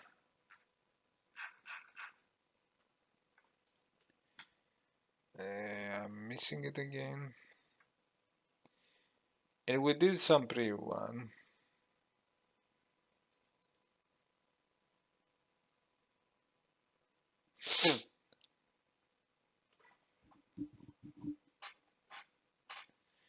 Because technically I could call this, but we do most of the. Maybe I could even call this at that side there.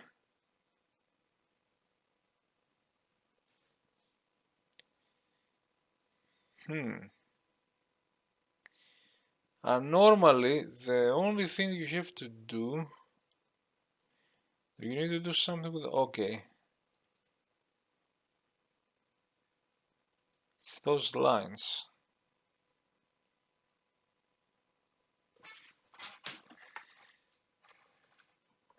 So you could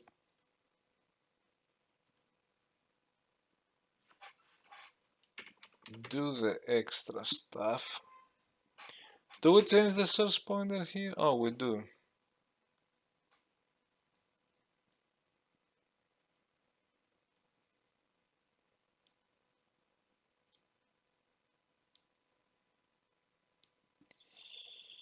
Okay.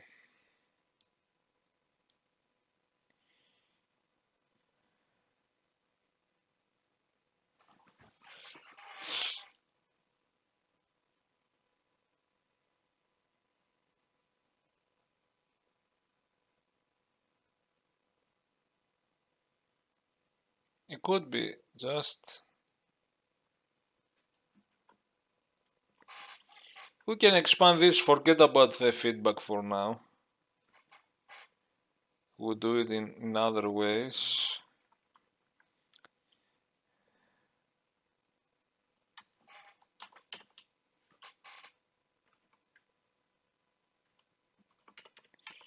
So, but in the future maybe I could be calling update Windows cell and don't not do a lot of the work here.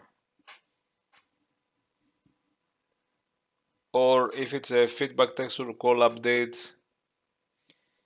because I think we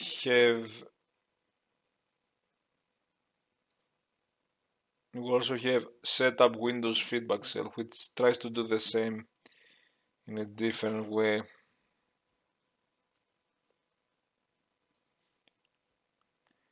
But now I need to move on, so I'm going to hack it inside, just in case something goes wrong. I'm doing all that stuff and then I call the other thing again and it overrides things it shouldn't.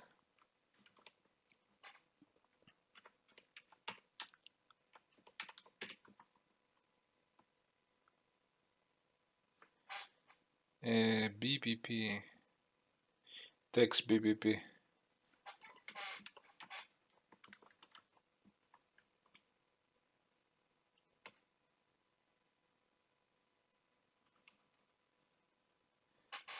Those are ints.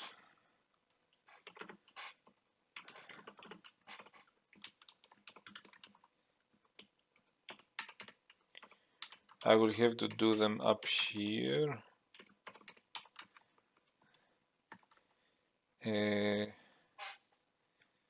Cell, we have a cell CCB width, good.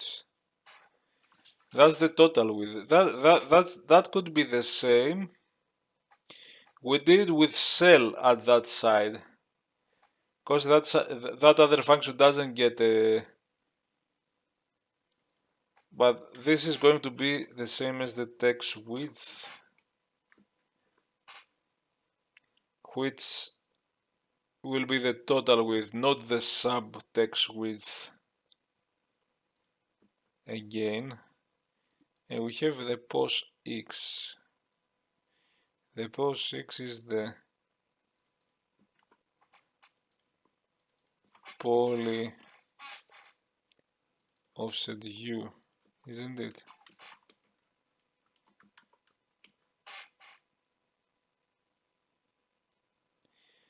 We multiply with BPP divided by 32 to find the how many words, 32-bit words, instead of bytes, pixels, and so on. That's the idea. And here is the offset v. And we have to calculate the size of the full bitmap, which is text width, text BPP, but maybe we don't calculate it. This is related to the W offset though.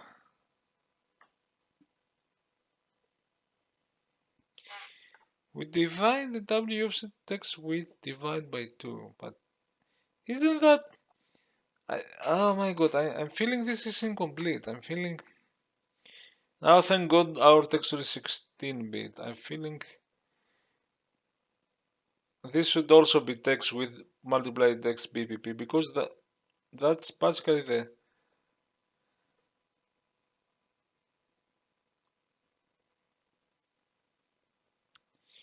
so I'm feeling the W offset is the size in words again minus 2. And maybe when I did that it was like, okay, we are 16-bit textures, okay. I was going with 16-bit textures, but you can have any kind of size. So I'm feeling this one is this one. But let's comment it just in case it's not, but I think I'm almost pretty sure. And this one would only work for 16-bit. Maybe all my examples where I was using it's 16-bit texture. But if you want the real sub-region, you have to take in account the bits per pixel. Now, here I was doing... there is a reason why it's that.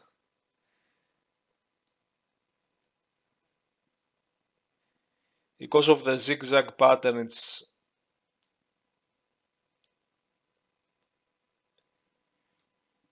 a 320 pixels width screen will be 2 rows of screen, so it will be 640. So 320, if it's number of words, 16-bit pixels, it fits, because it will 640 divide... actually it will be 640 pixel, 2 bytes each, 1080. Divide by 4, you get 320. So it happens to be... but this is not in pixel, this is really in W. And because it's fixed, I don't care, it's only here. So that could be an improvement. I don't know if we have some other place.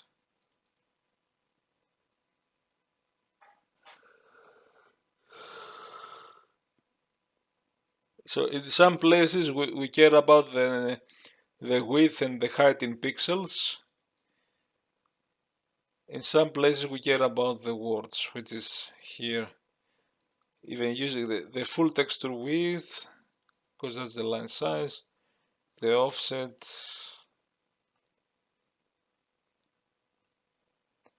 This will work if the offset is 4-byte aligned, which in our cases with the subdivision from 256 to 56 it is. So I want to see if this didn't break things in general. many warnings.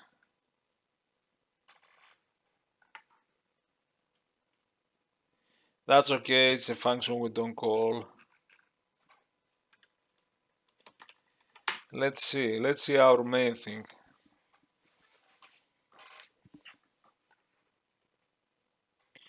Okay, it didn't break. Now we still don't we haven't done the work to truly subdivide the texture, but it didn't break anything else. I mean, this flat shaded is really a very low res texture with the same color, like a 2x2 or 4x4.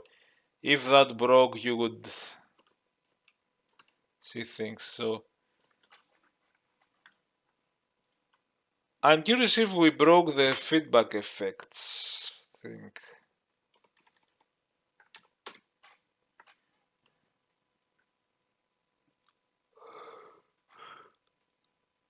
Ah, okay. We did broke the feedback effect here. Oh my god. Even the soft is broken. We did broke it. Oh my god, this is... Oh, whoa. But I'm not gonna fix today. We absolutely broke it. Everything is broken.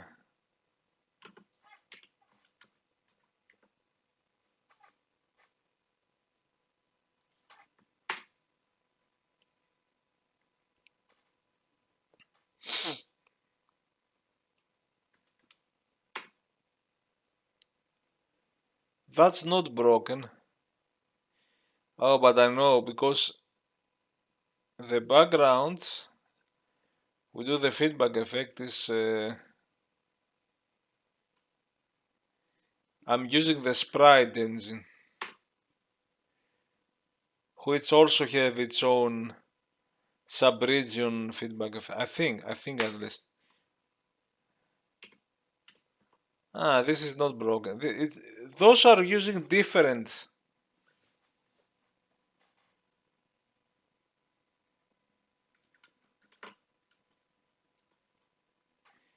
different kind of feedback functions for those feedback things. Now let's make a very... Was it correct to do this?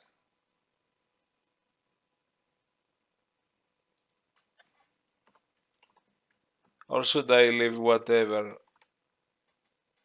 was there in the original?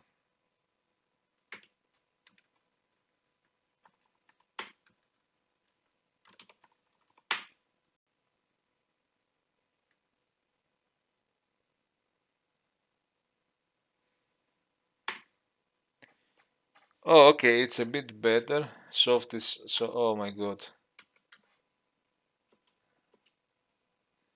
That's an interesting... It's not even half.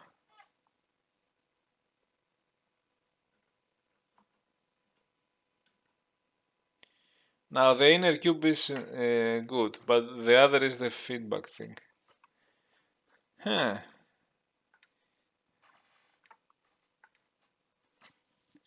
Oh, I think I know.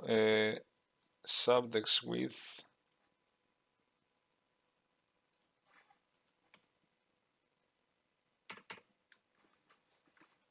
But what would be the text width?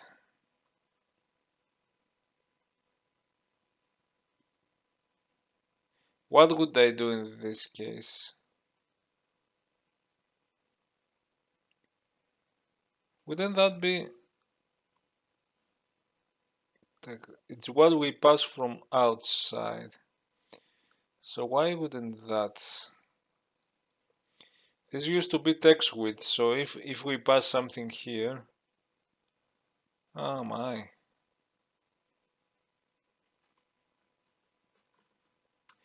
Oh, but look. Those are the culprits.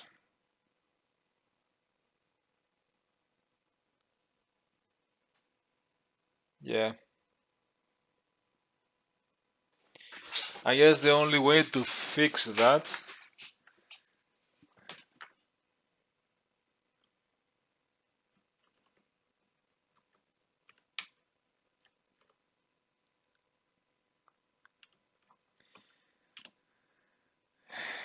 let's do, these are only used here, okay.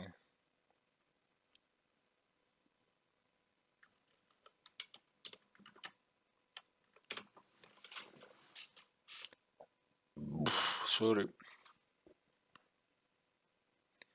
So if it's feedback, set it to the text width. Now fix for the, write this.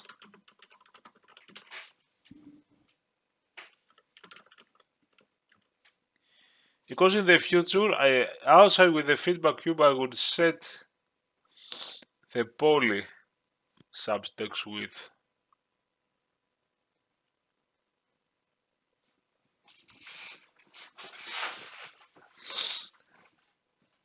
I don't know if I could do now, but let's see. And now we have those two.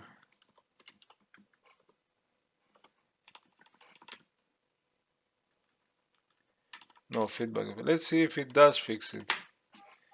And it was even wrong. Okay, let's see. No, it's more wrong like this.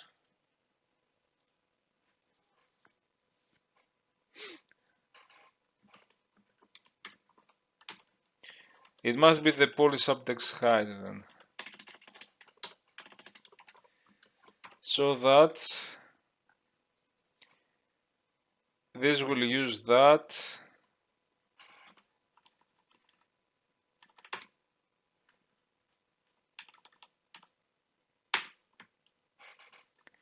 And I will leave it if it's not. Damn it. Oh, whoa.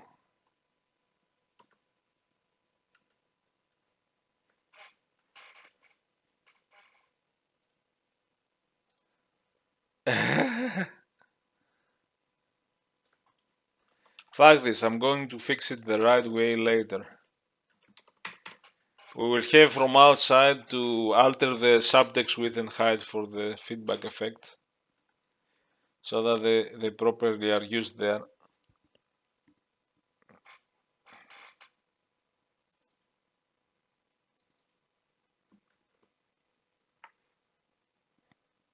Surprised. I think this is right. We'll see.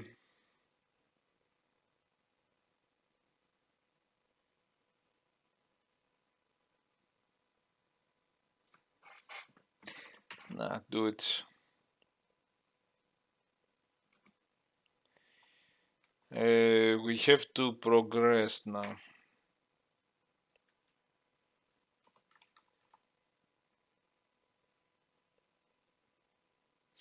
Do we break things in general? Just to uncheck. In the main, I have this with the effects, of course, with the menu. So yeah, that would be fine. I set the menu to disable this way, commenting out and putting the. So when I'm testing the. I don't go through the menu. But if you want to check everything, we have made a lot. Ah, yeah, these are the three types. What? Ah, okay, yeah, three types of mapping for triangles. This is my favorite. This one is the original where there's a singularity point. This is a different one with half triangle diagonal, but this is a stretched texture, and that looks the best. You can literally do texture triangles this way on the 3D.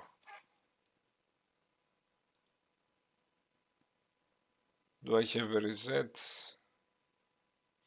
So, nothing broken with the mapping.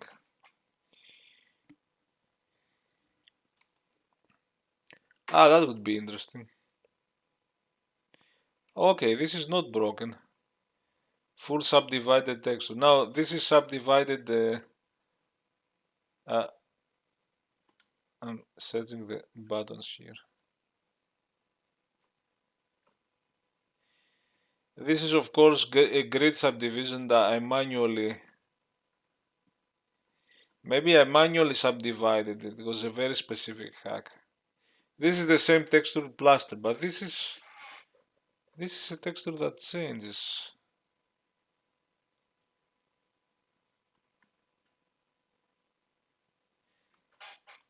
So, you know, I did already what I'm doing here, but I did it manually with very hacked code for the specific effect. But here I can have a... Do the particles... Are the particles broken? They don't seem to be broken. The billboards.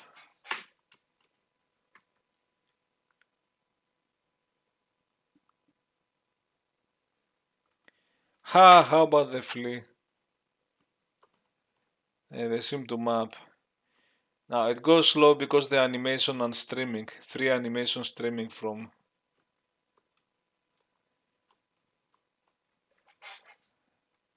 But they are mapped properly. So I'm looking if the changes I did, which I guess the original examples will take. And then I can see the 3D work will be. Did it crash? Uh-oh. It could be because of memory.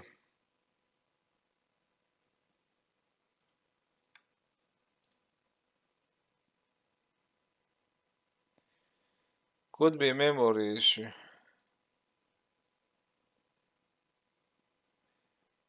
Or it could be, okay, you know what, I'm gonna work on, see there are issues with some stuff.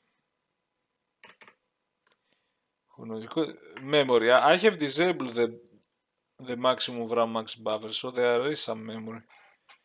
It's not that bad.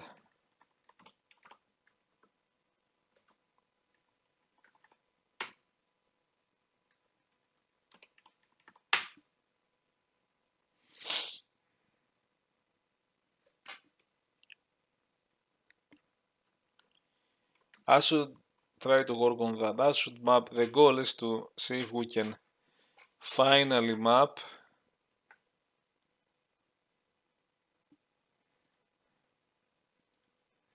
So the initial map is now using the subtext width height and subtext UV, offset UV, which seem to mostly work fine. Combination with the total text width and the subtext width and so on.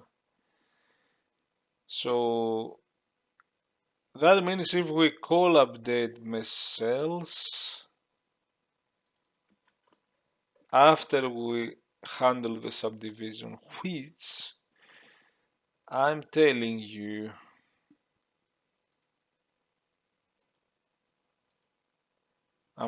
that we don't need to do anymore.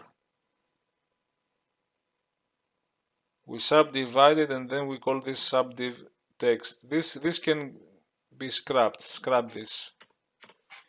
I was manually doing it on the cell. We don't need to do it on the cell because we can.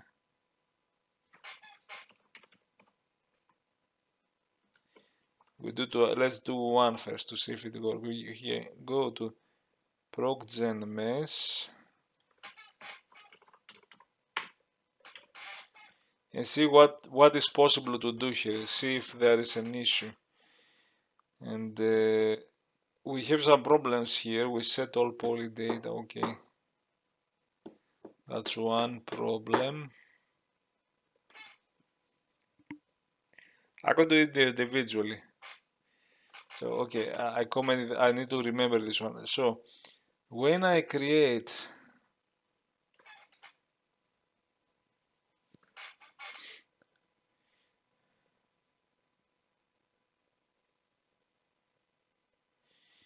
Okay, we do something, poly. So if we do it manually, why do we set all poly data? Is this something I added recently?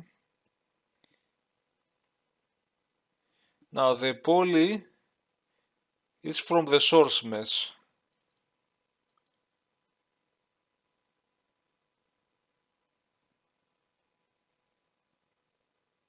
I see the numbers to get the new vertex. Now and I for objects that have both triangles and quads. The poly is the source mesh, and we then loop through the. Oh boy, I'm pretty sure.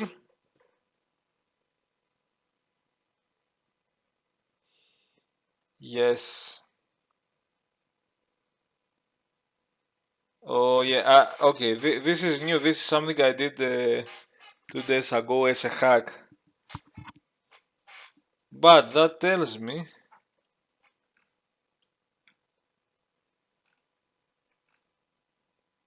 because this would set the texture ID to 0, but we don't want it. We might even, why do that?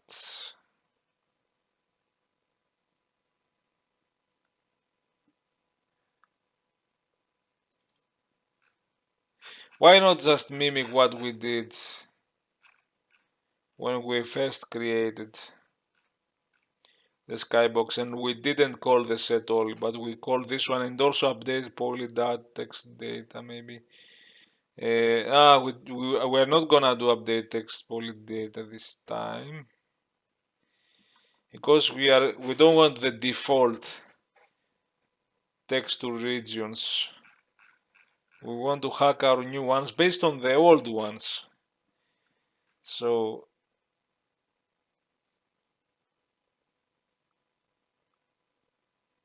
and that's stupid. I mean, I say all polygons are 4. This is the number of points, but then I might have 3 points or 4 points. So why? Oh God. Why I'm setting it by default to have 4 points unless I later change the num points to polynum points. I wanted to clean up things fast here, but I think for I equals 0 ms poly source met. Okay, I see. Um, and that depends if we have triangles or quads. I mean, how would you handle the triangles? Anyway, how are you even? I will ignore the triangles, which would break more stuff.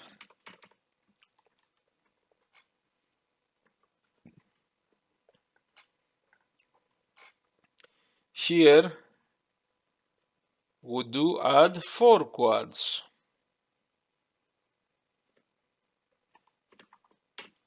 So we can, but those are the source polynums, and we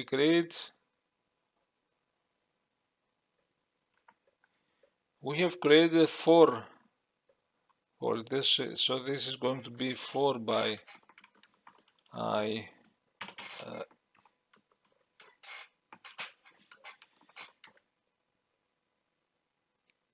No, it's 4. Oh boy, yeah.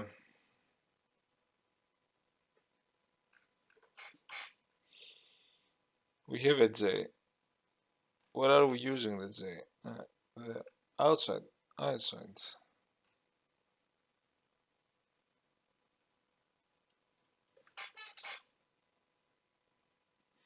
Oh, I see.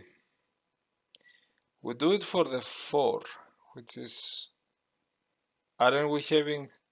This is wrong if we had triangles, which again I'm not handling right now. because I can't.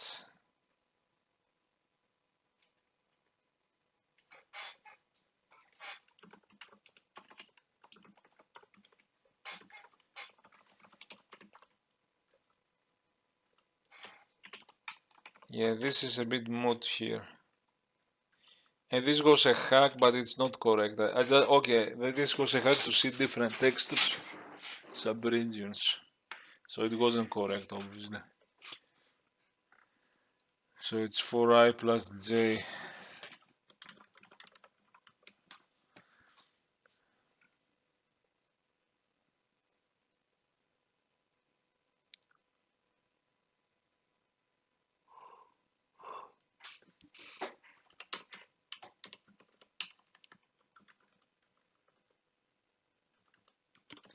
Put it here, that one. Oh, technically, I can do that. Oh, I just thought of something. This 4 by I is wrong. Because if we have meshes with triangles and quads, there might become some triangles, then quads, then triangles and quads. So this is not polygon number by 4.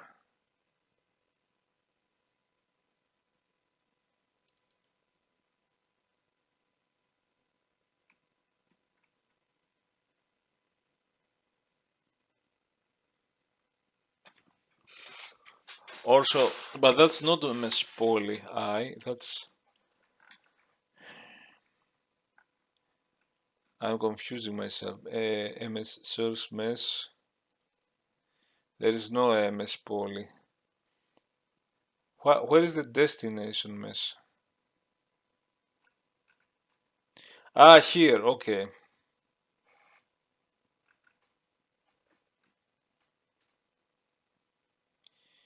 You really need to say, but do it after. Do it after. Don't make a mistake.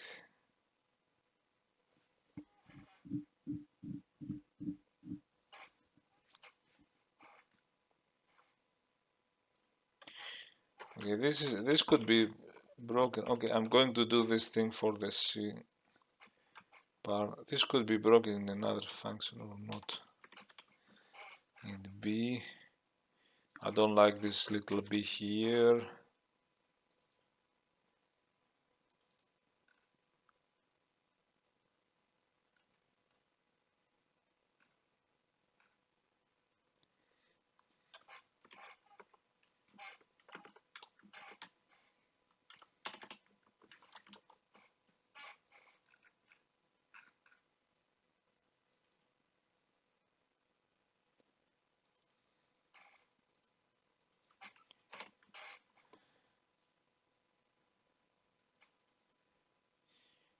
Can I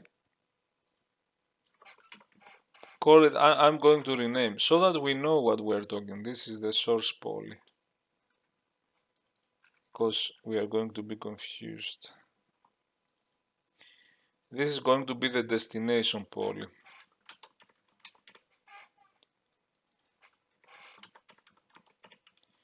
Like here.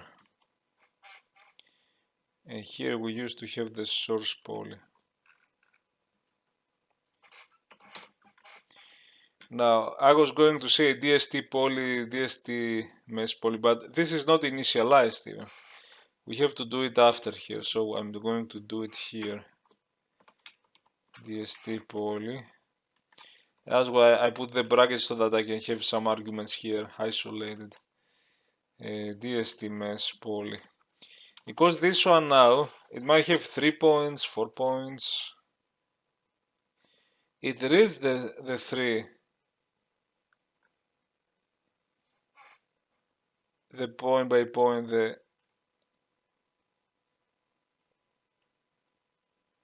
yeah, copies 3 vertices, copies 4th.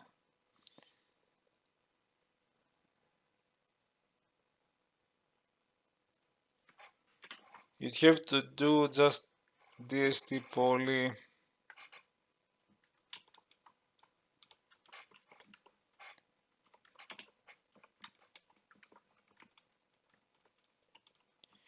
and you can do some stuff and then say, okay, plus DST poly, and that's it.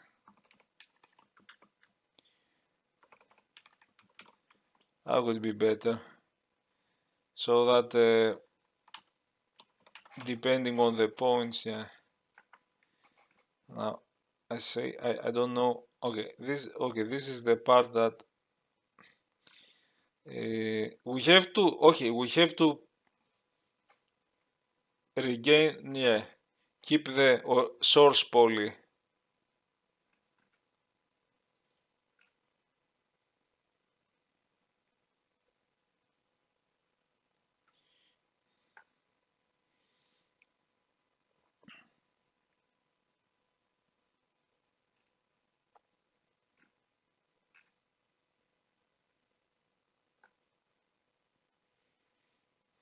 Here we do it in a loop, but here we could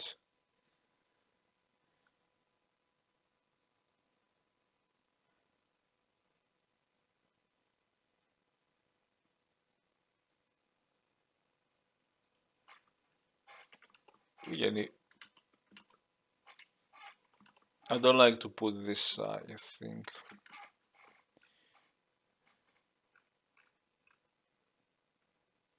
I put it here.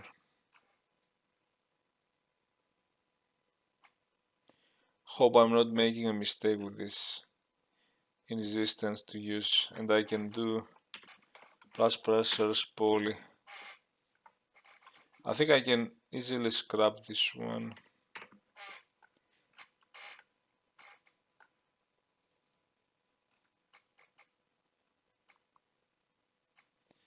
Because now I can say source poly.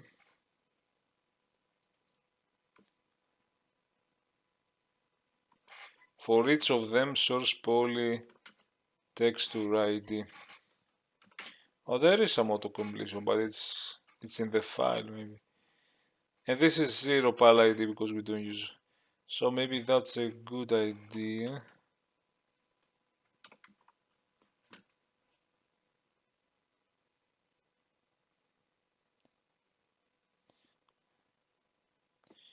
However, I see the potential for not duplicating shit at the end of the day, which is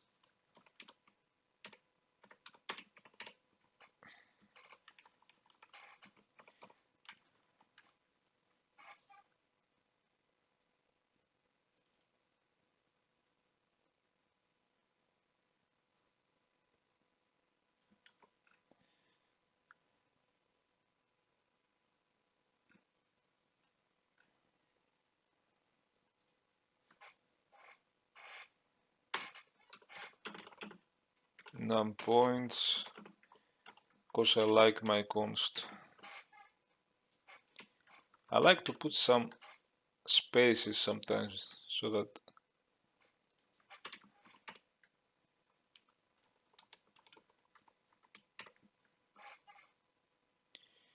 and be careful, this was poly only at the end of the loop.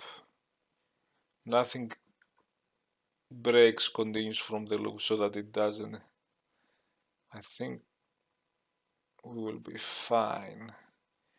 So now I can get those num points and put it here, 3. Look for the num points. Here I look for the num points and then I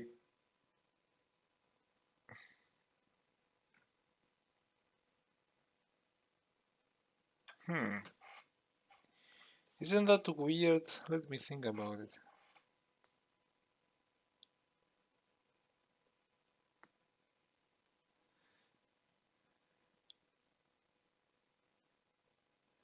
Oh, whoa. Oh, that's why. It's still quads. Oh, it's still quads. No. You might say triangles.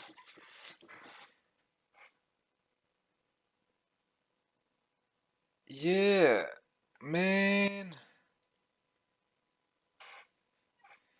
I had in my mind that I subdivide the triangles into 3 and 4, but no, if you, I'm just showing you stuff. If you subdivide the quad in this, and from one quad you get 4 quads. But if you subdivide a triangle, I get the middle points and subdivide. My mind goes triangle 3. No, you still create 4 triangles. You think about it. I just thought I'm inserting middle vertices. Vertices 3 and 4, and then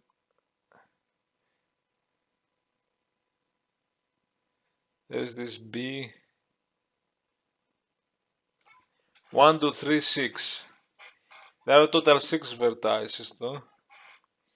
And there are 9. Yeah, if you think about it. And insert average quad vertex. Yeah, okay, I see what I'm doing. It's funny what I'm doing. So this is wrong.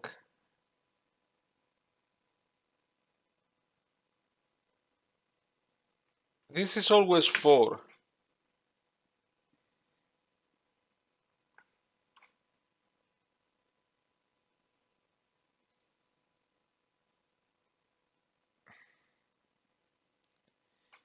But this is 3. This is the number of polygons, not the number. But the number of points are either 3 or 4, depending on where you fall. But at least the loop can be common. And the texture ID can be common, the source poly. Now here in the loop the source poly is not going, so it's the same source poly texture ID and so on that is plastered over the 4. One polygon subdivide in 4 and copy my information, copy my number of points, the pal ID, so that when I change one of the 6 skybox texture, the new IDs will be gone. Okay. And now we have to do the extra thing, which is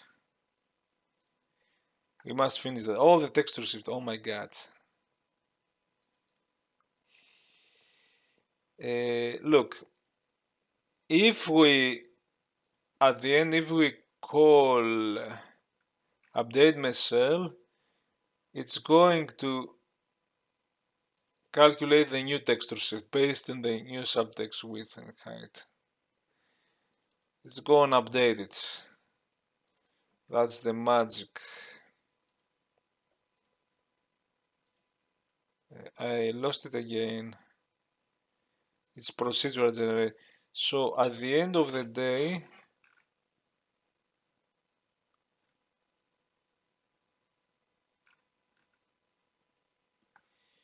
if you see, and we calculate mesh normals and we do all that stuff. Update mesh cells. Hopefully so. In the DST destination mesh.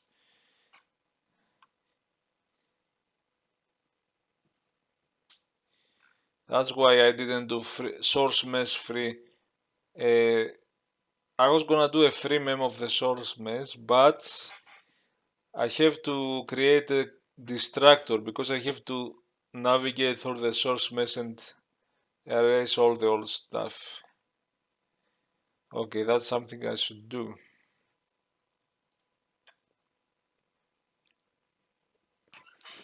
My god, this is running late now. Maybe we're 3 hours. But believe me, the last, if I finish this, it will be okay. The last one, I wasn't feeling good. This one, even if it's going to be longer than I thought.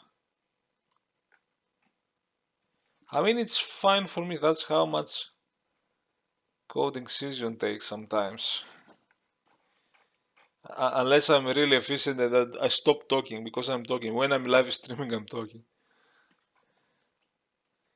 So we shouldn't care about,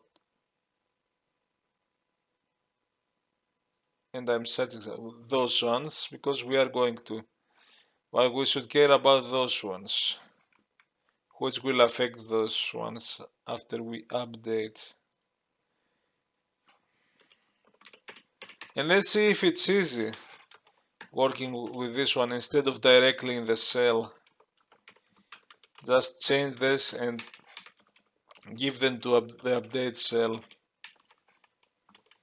Let's see how easy it is to subdivide. So we are going to get, these are the easier ones. I think all are easy, because we can simply say source poly. Now, the initial subtext width was put in the full text width in the creation, so we can just say divide by 2. Makes me think I have this not habit since the past to say, okay, divide by 2, make a shift by 1, it's more optimized, but for things like that, especially in the initialization, maybe I can be skeptical in places where real-time things happen. If I want to divide by 2, and this is more readable, I'm simply divided by 2. The compiler, such simple thing, the compiler will do the bit shift. But if you had some text shift,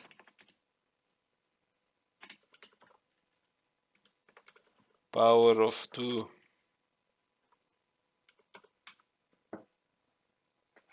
the compiler doesn't know that it's a power of 2, so you have to say text shift.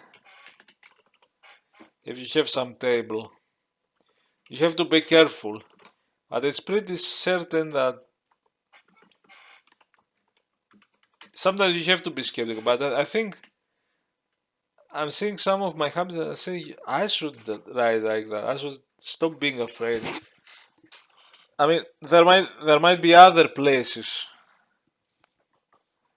where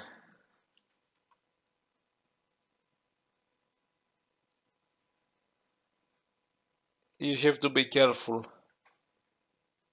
and not always assume that the compiler. I mean, simple things like that even multiply by 3 or something, divide by 5. It's going to find its own sometimes ways to avoid a real division.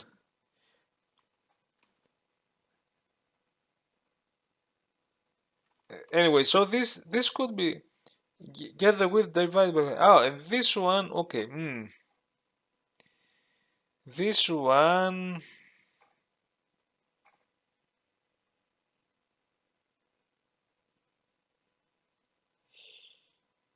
yeah, we have to be careful. Okay, initially we have 0 0, and say on the right side we have width 0, so you could, so it goes 0 0. You have to get half of it, so it could be source poly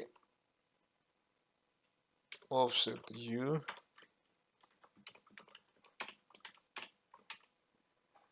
plus, I'm going to reuse, okay, I'm going to reuse it.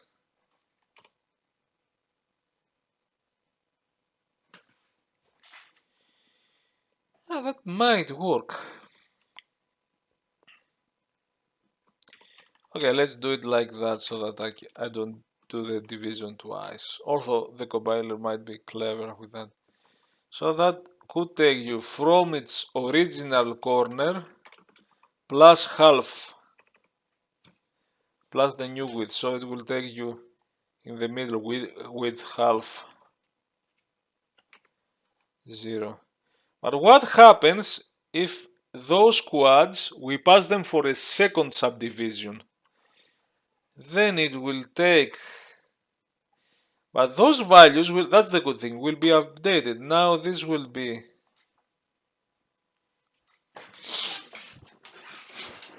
Oh, hold it.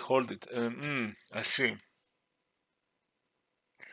Ooh, I see it. Oops. It's not so simple. One polygon will be from here to here, and the next will be from here to here. And the good thing is the next time you subdivide, this will have those values. Width, half width, its width, so it will go width quarter. But look what we are doing here. We do have to. Do we use J there only? You have to put JK. And now the unfortunate thing is we have to see how do we subdivide those quads. Is it upper left quad, upper right, lower left, lower right? We have to see depending on the indices, because we are going to mess this up, and I'm afraid I have to see. It could be changed from surface to surface depending if it's up down. So this could be a fail, and I would even stop it. This point. Let's see if we can do that. So unfortunately we have to keep an order. So 4k is 0k minus. We subdivide one quad into 4. So next time we get one quad of each and subdivide into 4, so we subdivide more times. But here we subdivide always one quad to 4. And I'm doing the dual loop so that I know where I am.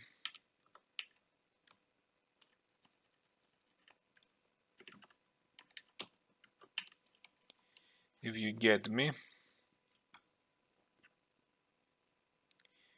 So now it's not subject with half. Offset, it's J by.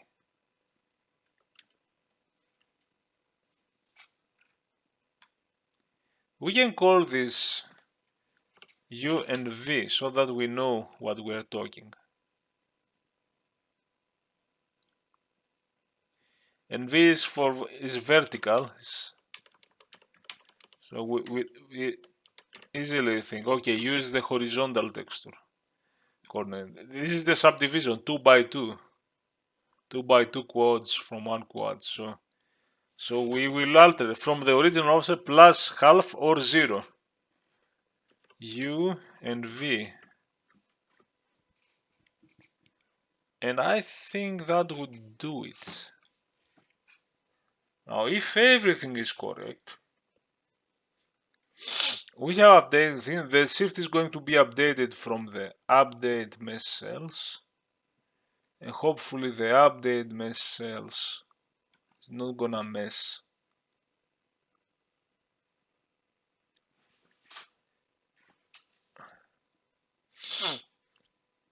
It's going to read the texture from the texture ID.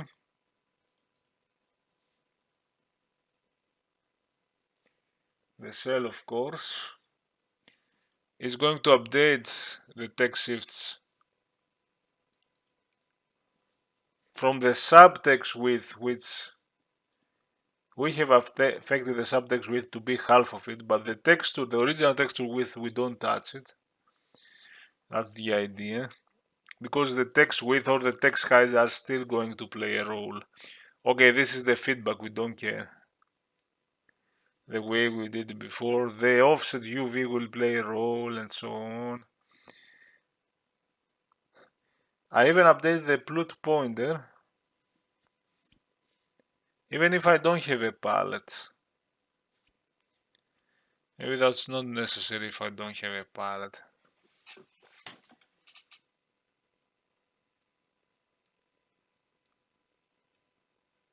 Wow.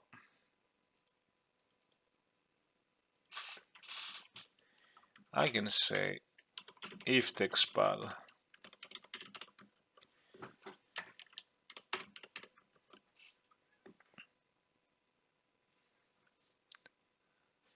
Write a comment, update the palette. Ha ha ha, I wrote a comment.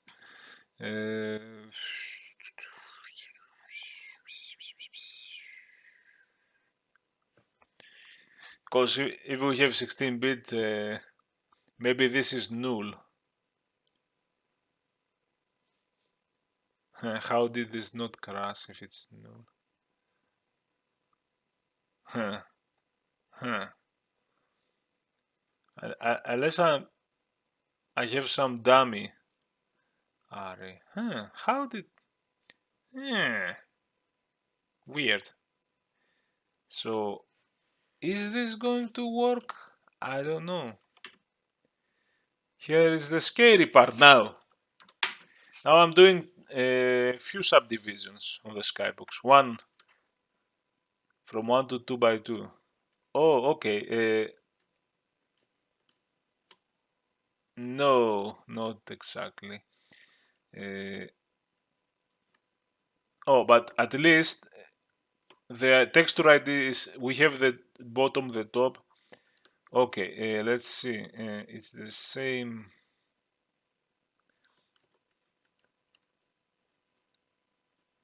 Same texture repeated.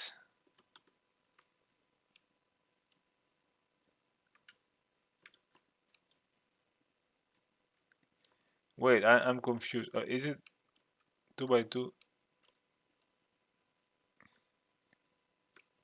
Why can I not? Why is...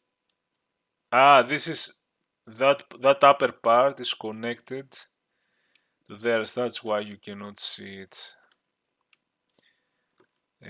So hold on. What happened here?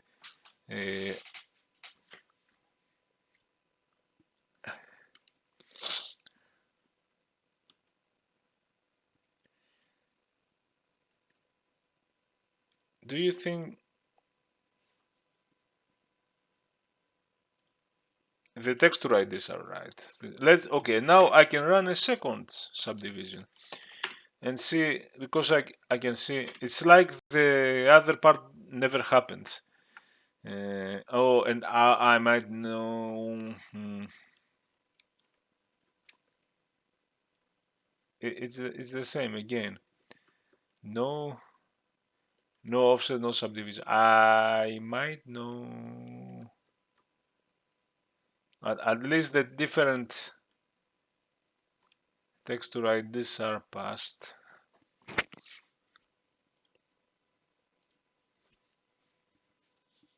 Okay, so what happened? Maybe I will finish this night, because I realize maybe it's 3 hours now.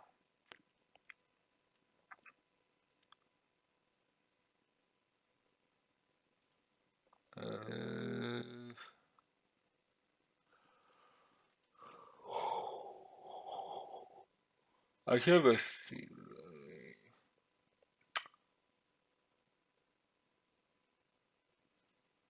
No, I don't.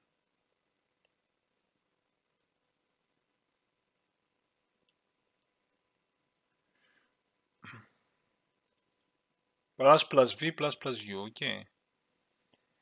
Even that too, man. Dest poly, source poly.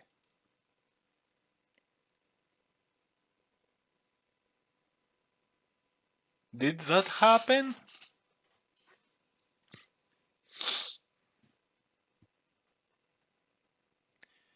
Plus source poly plus DST poly. DST poly, DRT mesh poly. Update mesh shell DST. Oh, I see it. I see it. I see it. Oh, subdiv. Do we do something with that? Wait, hold on.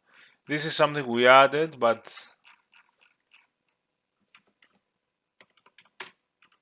aren't we trying to do that here? Okay, this is something we added and I never implemented it. So remove it.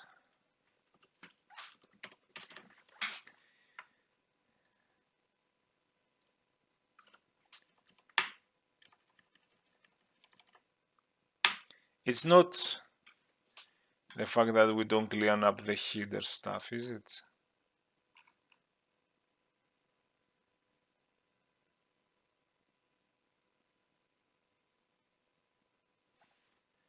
What? For the didn't I delete it?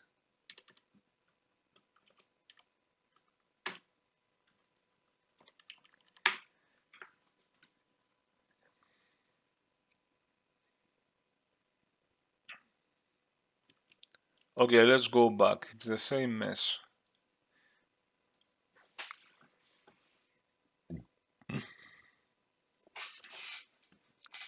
We put the destination DST mesh text to the source mesh text at the end. Oh, could it be? Could it be? Could it be? Could it be? Could it be? Could it be?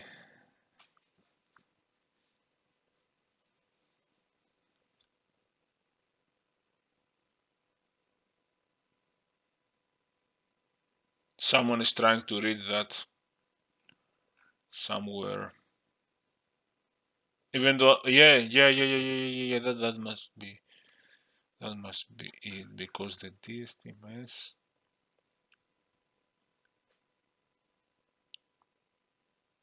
Yeah, that must be it.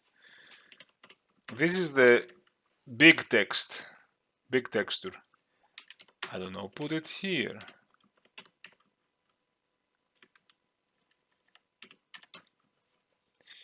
Because the update cell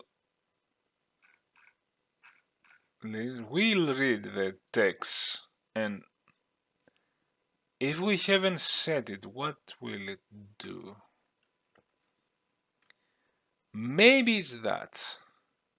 Maybe that fact alone that we, and it didn't matter until we update messl DST mesh with the new text width. Of course, the mesh has the DST poly, the subtext width, but it needed the text width, and the text width, who knows? Now that's my current theory, but maybe it still doesn't do what it's supposed to do. Unfortunately, it does nothing. No offset, no, but it feels like it should be simple now. Okay.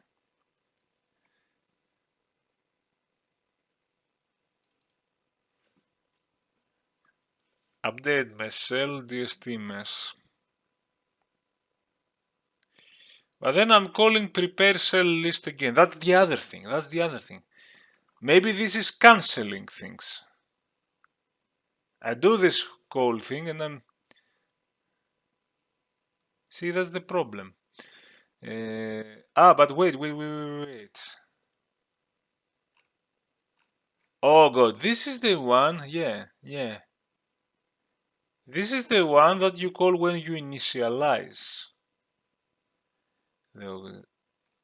This is getting the texture width, initialize.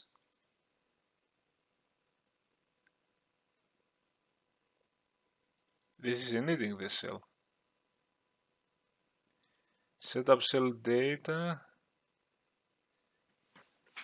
Okay, it changes again the shifts, for example.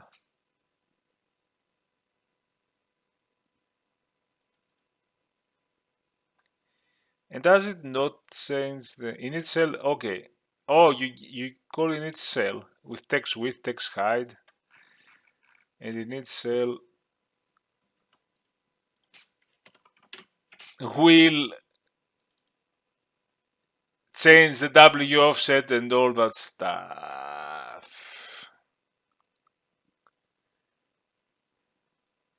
We needed to call.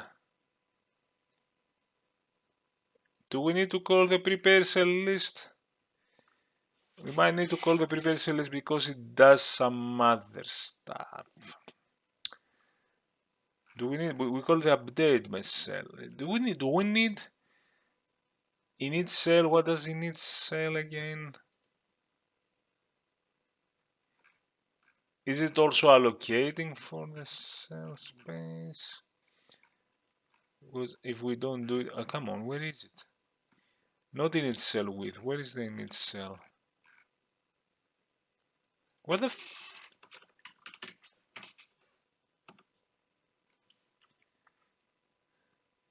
Set default. It's not the create cell. It's the init cell.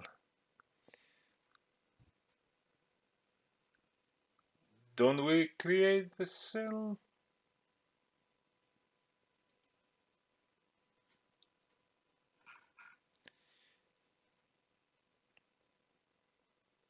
You know, when we need the mess, it will create the cell.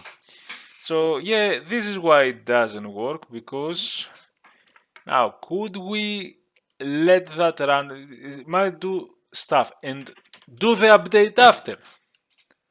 So okay, this is going to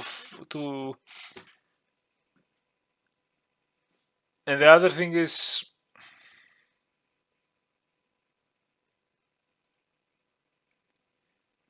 yeah, okay, we hacked, you know, this thing with the subtext width and so on. We hacked it for here.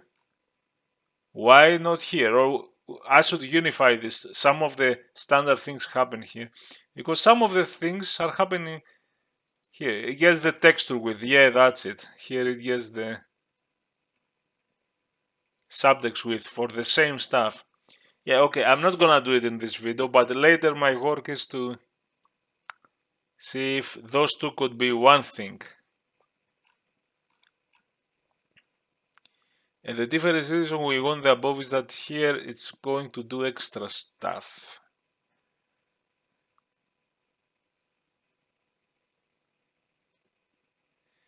Code would have a update mesh cells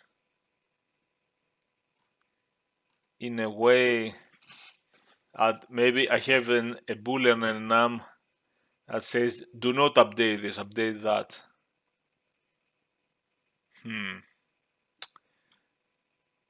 And you see what happens. Now I could be calling only this one, but maybe this will miss some initialization that didn't happen.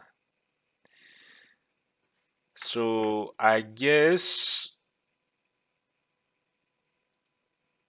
if this is, that's my fear. If it alters thing, the update cell will update with those extra. Okay, but maybe it's screwed up like this. Maybe you have to do one of the two. But that's why it didn't work. I think that's why it didn't work. Because the values were reset. Ah! No! No, don't do that to me. I was hoping. I cannot do just that now. And the thing is, okay, I can study it, but it's too late now, and the video is already 3 hours. It's gonna take me 5 hours. I don't have the mind.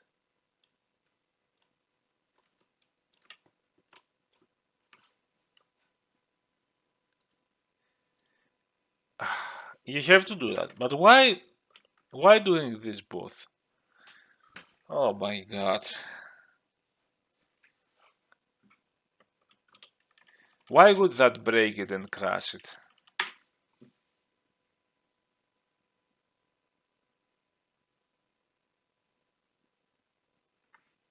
I didn't want this to end like this. Why? Why now? I'm saying why because it's the end of the video, you know. If it was in the beginning, I would be like, okay, patience. I have the time to see. But now it's already going past. And I was hoping to finish this. And there are so many things here. I was expecting to break things, but not crash things.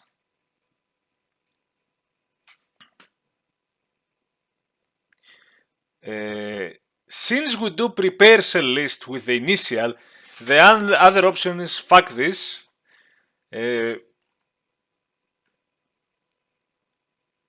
Let's see. Let's see if we can do it easily. Where we pass the width, You know what I mean? Text width. Okay, poly. I need poly. Oh, I'm not even. Oh, good. I'm iterating through the cells, but the cells num is the same as the poly num, so I can go along.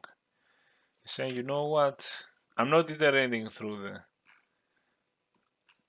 I'm not using the polygons. Oh, I'm using the polygons. Huh. That's funny, but I'm iterating the cells number. The cells number is the polygon. Ah, because if it's billboards, I have to do something else.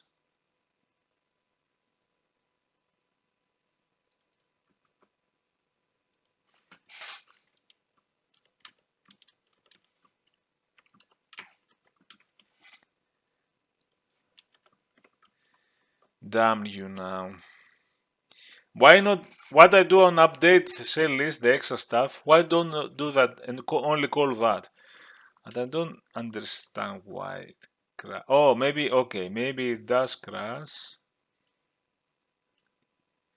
Because even here you have to say, the thing I said is that now. Okay, but why didn't it crash before? Yeah, this you can do that thing. It could have crashed because of that. And then we call it Nitzel. Oh my god.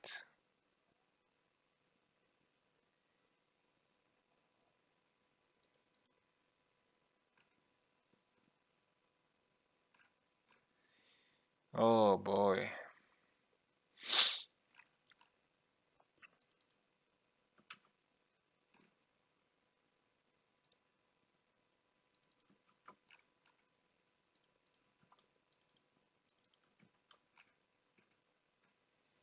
Why? And we have the oh god. You know, it could be a mess now too if I'm in a hurry. Because now I'm in a hurry. It's not like, you know. This is the design consideration I had yesterday. I was started and time has passed, and then I realized near the end that oh god, I have nothing. Everything is broken, and I'm not going to spend 5 more hours in this video and make an 8-hour video. And now I'm over to maybe I'm 3 hours. Although some of the result is some of the work is good. So. I don't care. God.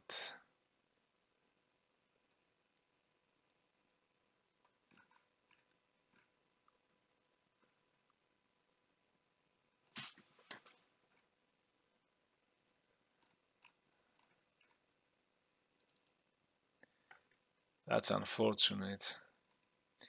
Do I make text width somewhere else?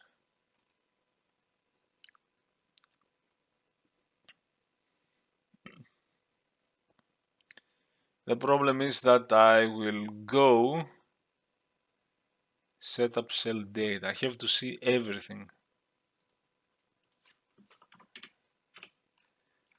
Set cell bitmap.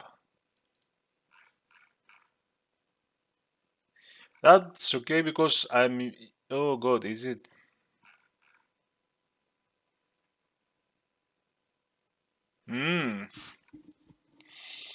Shit. Yeah, no, that's. Unless here. Fuck. See now why? I could have done a hack that I call this and then this, as I'm trying to do. And have it update things twice. This is going to be. Because I think we changed the source pointer to the offset. Unless we do it here in Banyo. Because what does setup cell data do? It's just... Again, it's going to be a hack.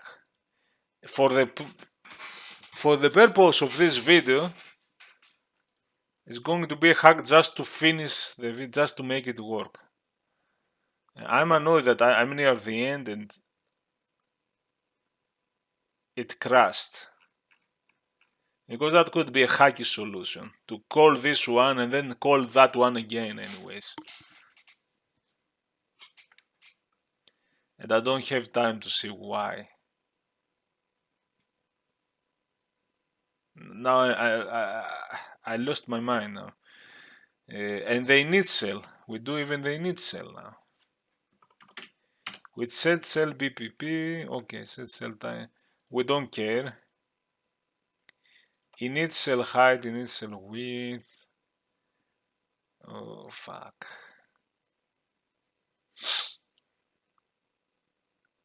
Init even, it even changed the CCB, which I don't want. Even though it's...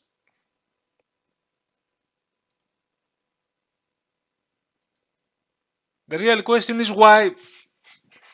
I can't afford to see why it crashes. Could it be the text pal? Because, you know...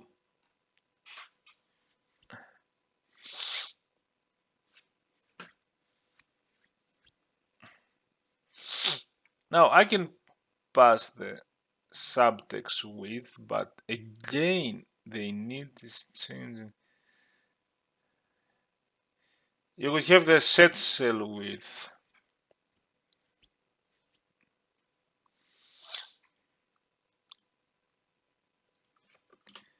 That's not good. Let's see if it crashes now. This I cannot. Oh, it does crash. What if it's the one subdivision? What if subdivide the subdivided do this back and forth cycle? I don't, okay, it doesn't matter.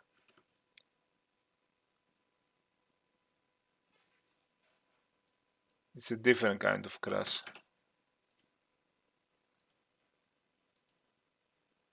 Oh, come on.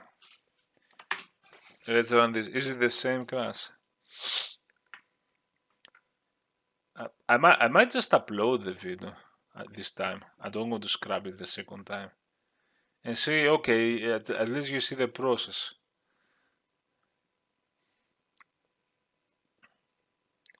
This is so annoying now. Okay, at least I changed to get the subtext width. If I do it like that, even if it's not good, I don't think it's going to break things.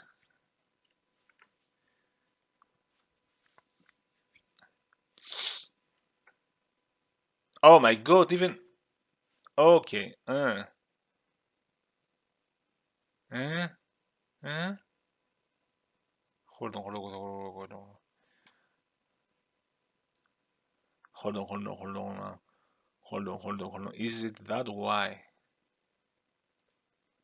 Where is that now? I lost it even. What I changed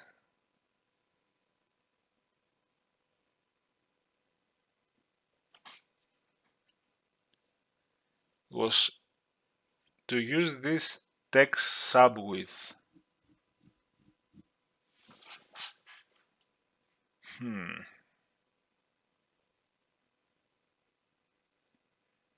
So would the text width not crash? For whatever reason.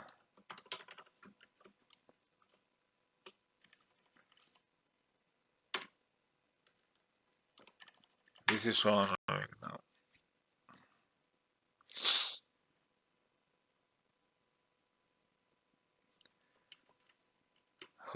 And why?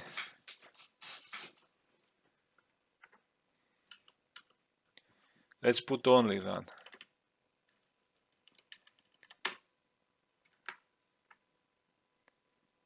Oh, because it's... Okay, maybe I see.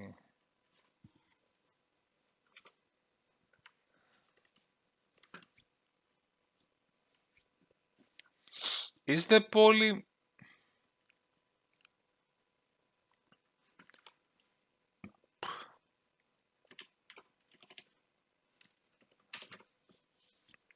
Could it be a 0?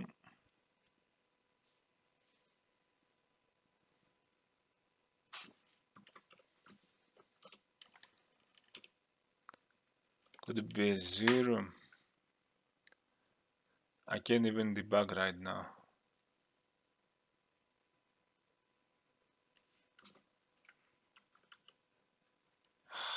I don't know what value that has.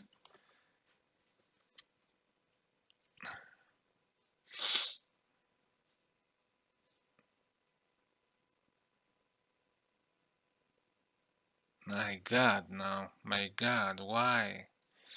Why now?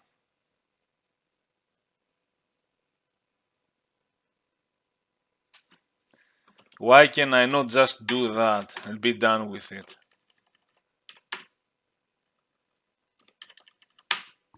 I'm at the end now. I don't want to stop the video now, but then if I don't stop it will become much bigger.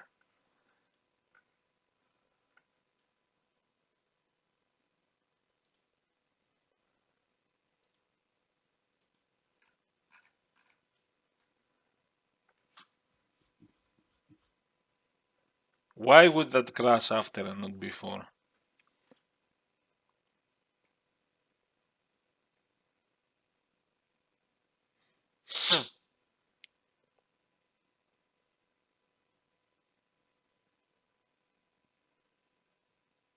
I don't know what to say. So don't touch it, leave it what it was. Does it crash? Why now?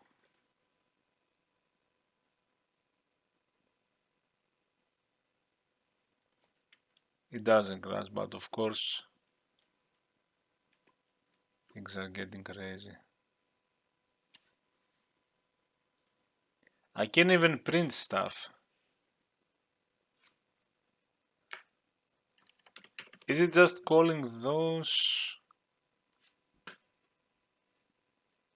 This is okay. The optimizer will not. I have to do something.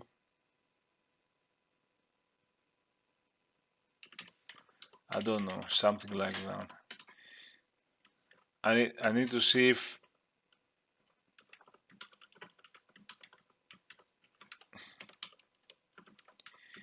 now is it going to print on the debug this one? Because I want those functions to. I want to if those functions are crashing.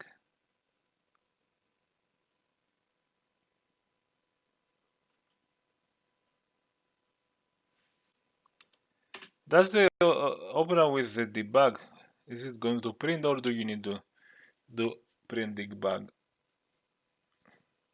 It didn't print. Hope this get a set there works. Does something. I cannot now. I cannot print. Okay, what are these values? And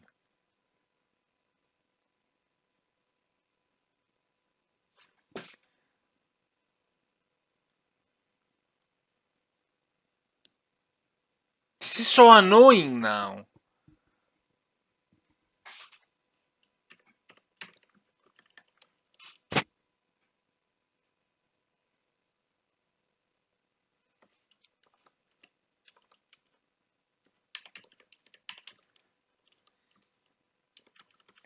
Okay, let's make some hack just for one subdivision.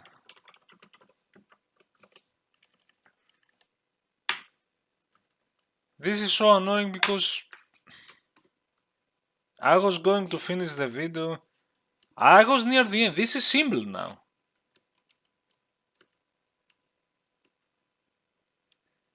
The thing is, more things are broken.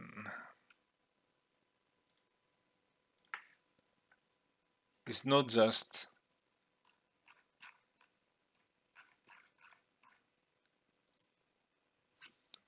So if you do that and then that,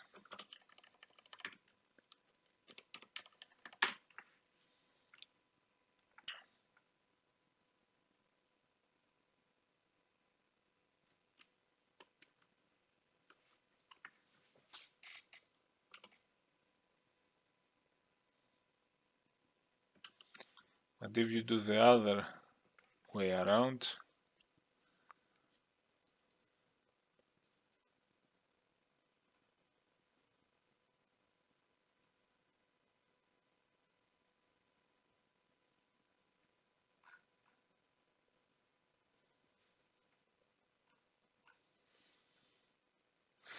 I'm so disappointed now.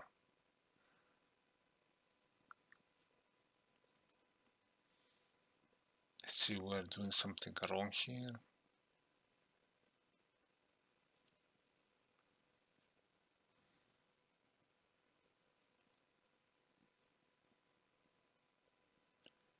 It could be something stupid for all of. Okay. I'm reading though. Okay. Source poly this. I put DST poly to not do the half again. Because I halved it now.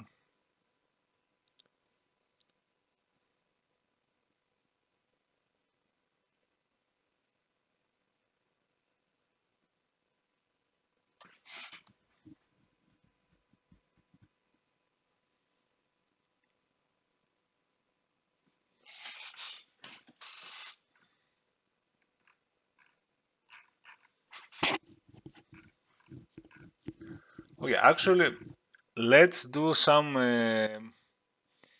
magic number hack because maybe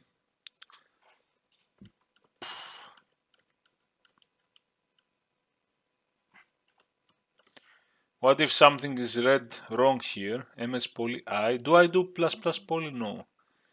MS poly I directly.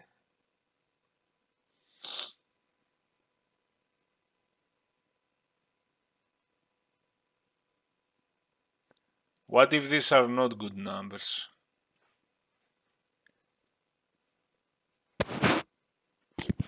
And actually,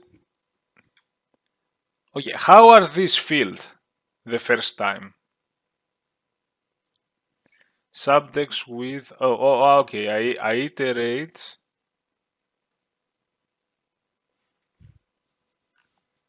And I manually fill the stuff. And then I only fill the text shifts. Everything now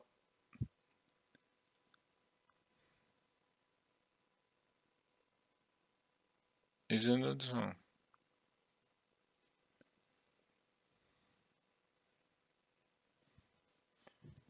Num points.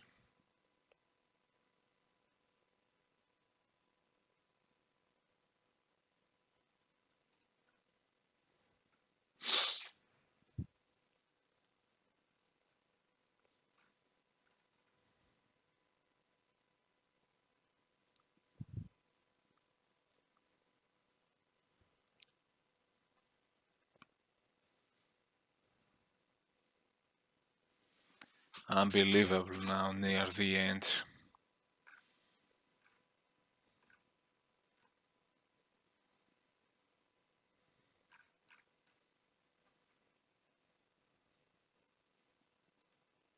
Is it the mesh normals that we don't even need mesh normals for this one?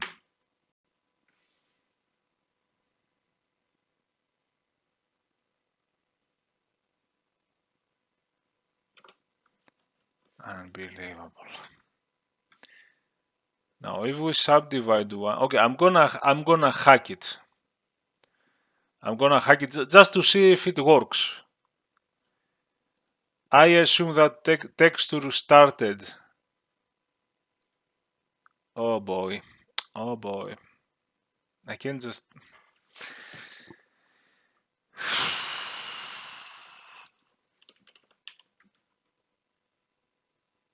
I can also do something different. Why now?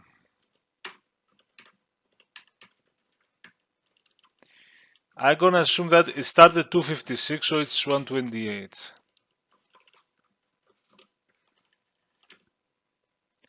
Just for this case. Although the teapot will also take this value and will be. But at least I want to see if it doesn't crash, if it fixed the issue. Yeah. It does. Yeah. But that.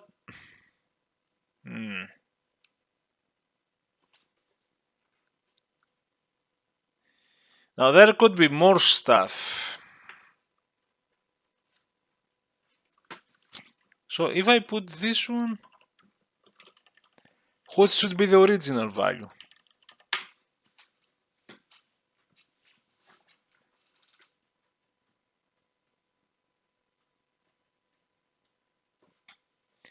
First of all, hold on. Which one are we using? The 256, okay. It means that more things here are happening at this totally breaking it.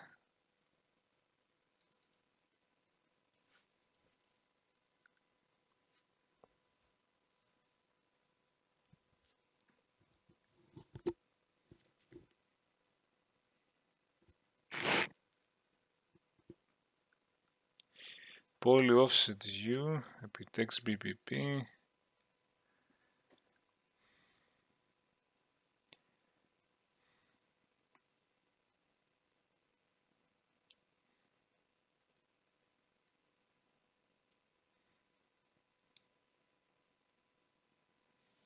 See the magic numbers.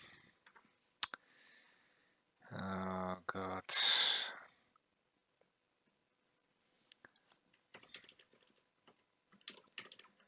Okay, let's not change those. Maybe.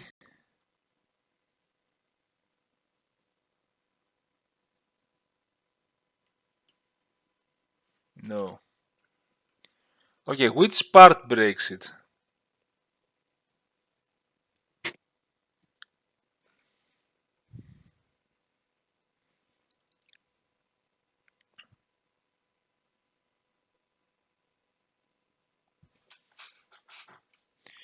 I have to stop it. Damn it. I wanted to finish that today. I can, if I continue, it's going to be, I should scrap the half video and I'm frustrated because this is supposed to be so, at this point, all the infrastructure is there. Just change the offset. And we have the proper skybox. It's like I'm 95 there and I'm spending the next 2 hours.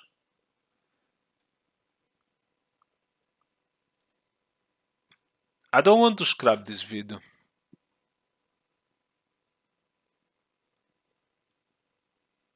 I need to find a fast solution so that at least it works. Without just a fast hack there to make it. It's even crashing. Now, at this point, it's not easy to debug. It's not easy to put a breakpoint. I have to go grab my tiny FPS, draw FPS, put it somewhere here, just to print out and see what's going on. It could be a pointer. It could be something. Unfortunately, I have to add this debug feature in.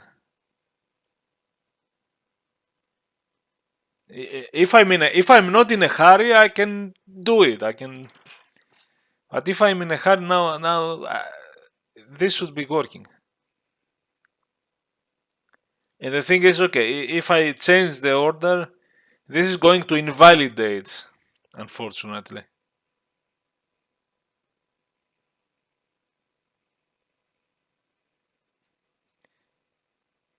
It's going to invalidate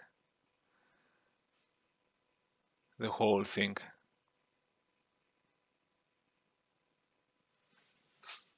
So annoying.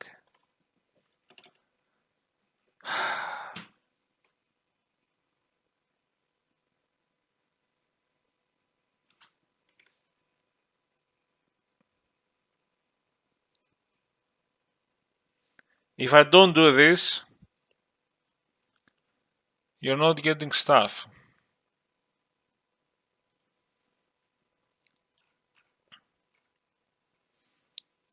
Can't see fast. What do we change here? Self flags, we don't care.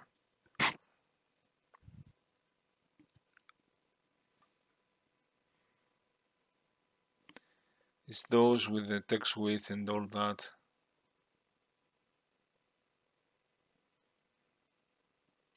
Now the bitmap is a thing because we changed the source pointer here and it changed back.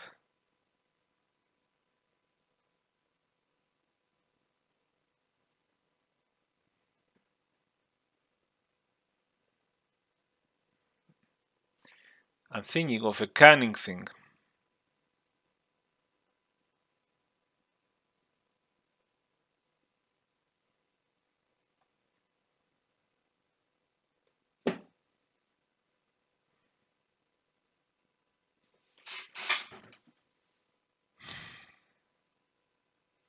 Why do you not work now? Also.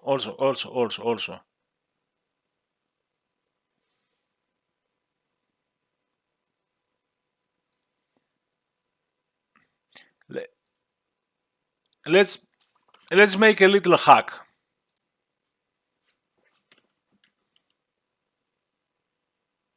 Let's take this. So those are the two. Okay. Do that. Those are the 4 bits. Go 1 bit less and you are half the size.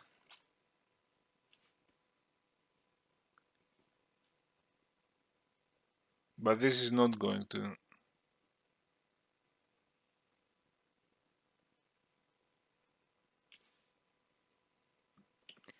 Or you can do it here.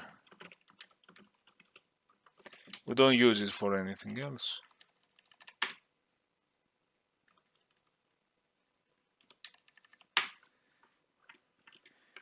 Oh god.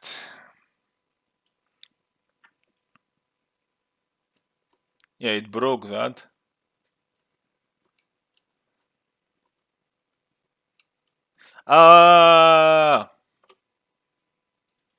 This is the bit shift, -1. One less. One less bit, half. Not see, this is not the physical width. But it did change something.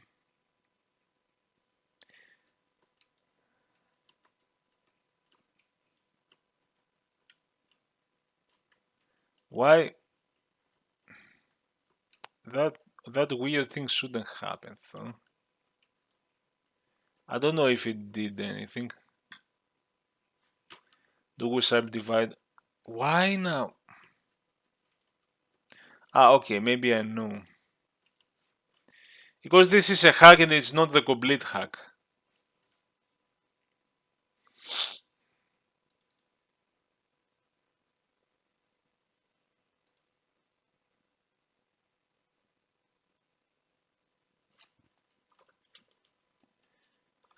Let's just do this hack. But you know, the setup data, it's going to do 1000 things. I think I'm going to stop now and fuck it, I'm going to upload it. I don't care if it's not complete.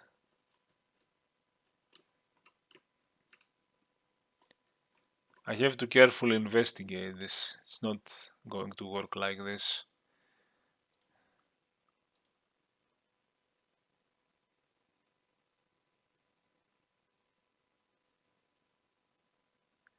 Can I do the hack? Can I just make it work in a way that you are not supposed to write it like this? Just to see it. Just say, okay, we finished what we wanted to do.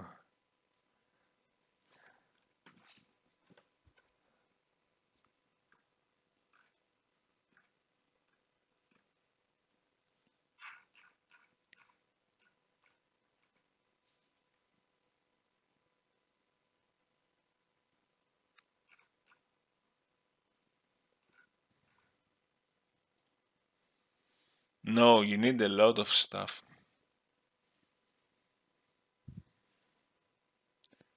You can't just do that.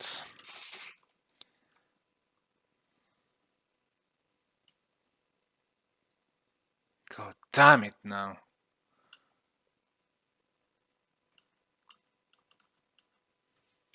Why now at the end? Why at the end?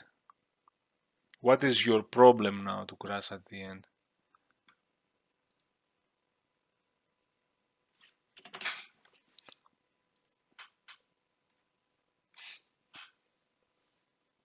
And it doesn't seem to be. You call this one.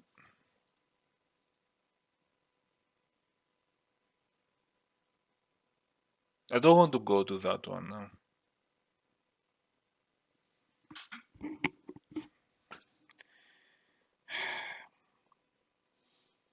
Oh yeah, you know what? I'm going to cut it and I'm going to fix it later and show you so that it's not.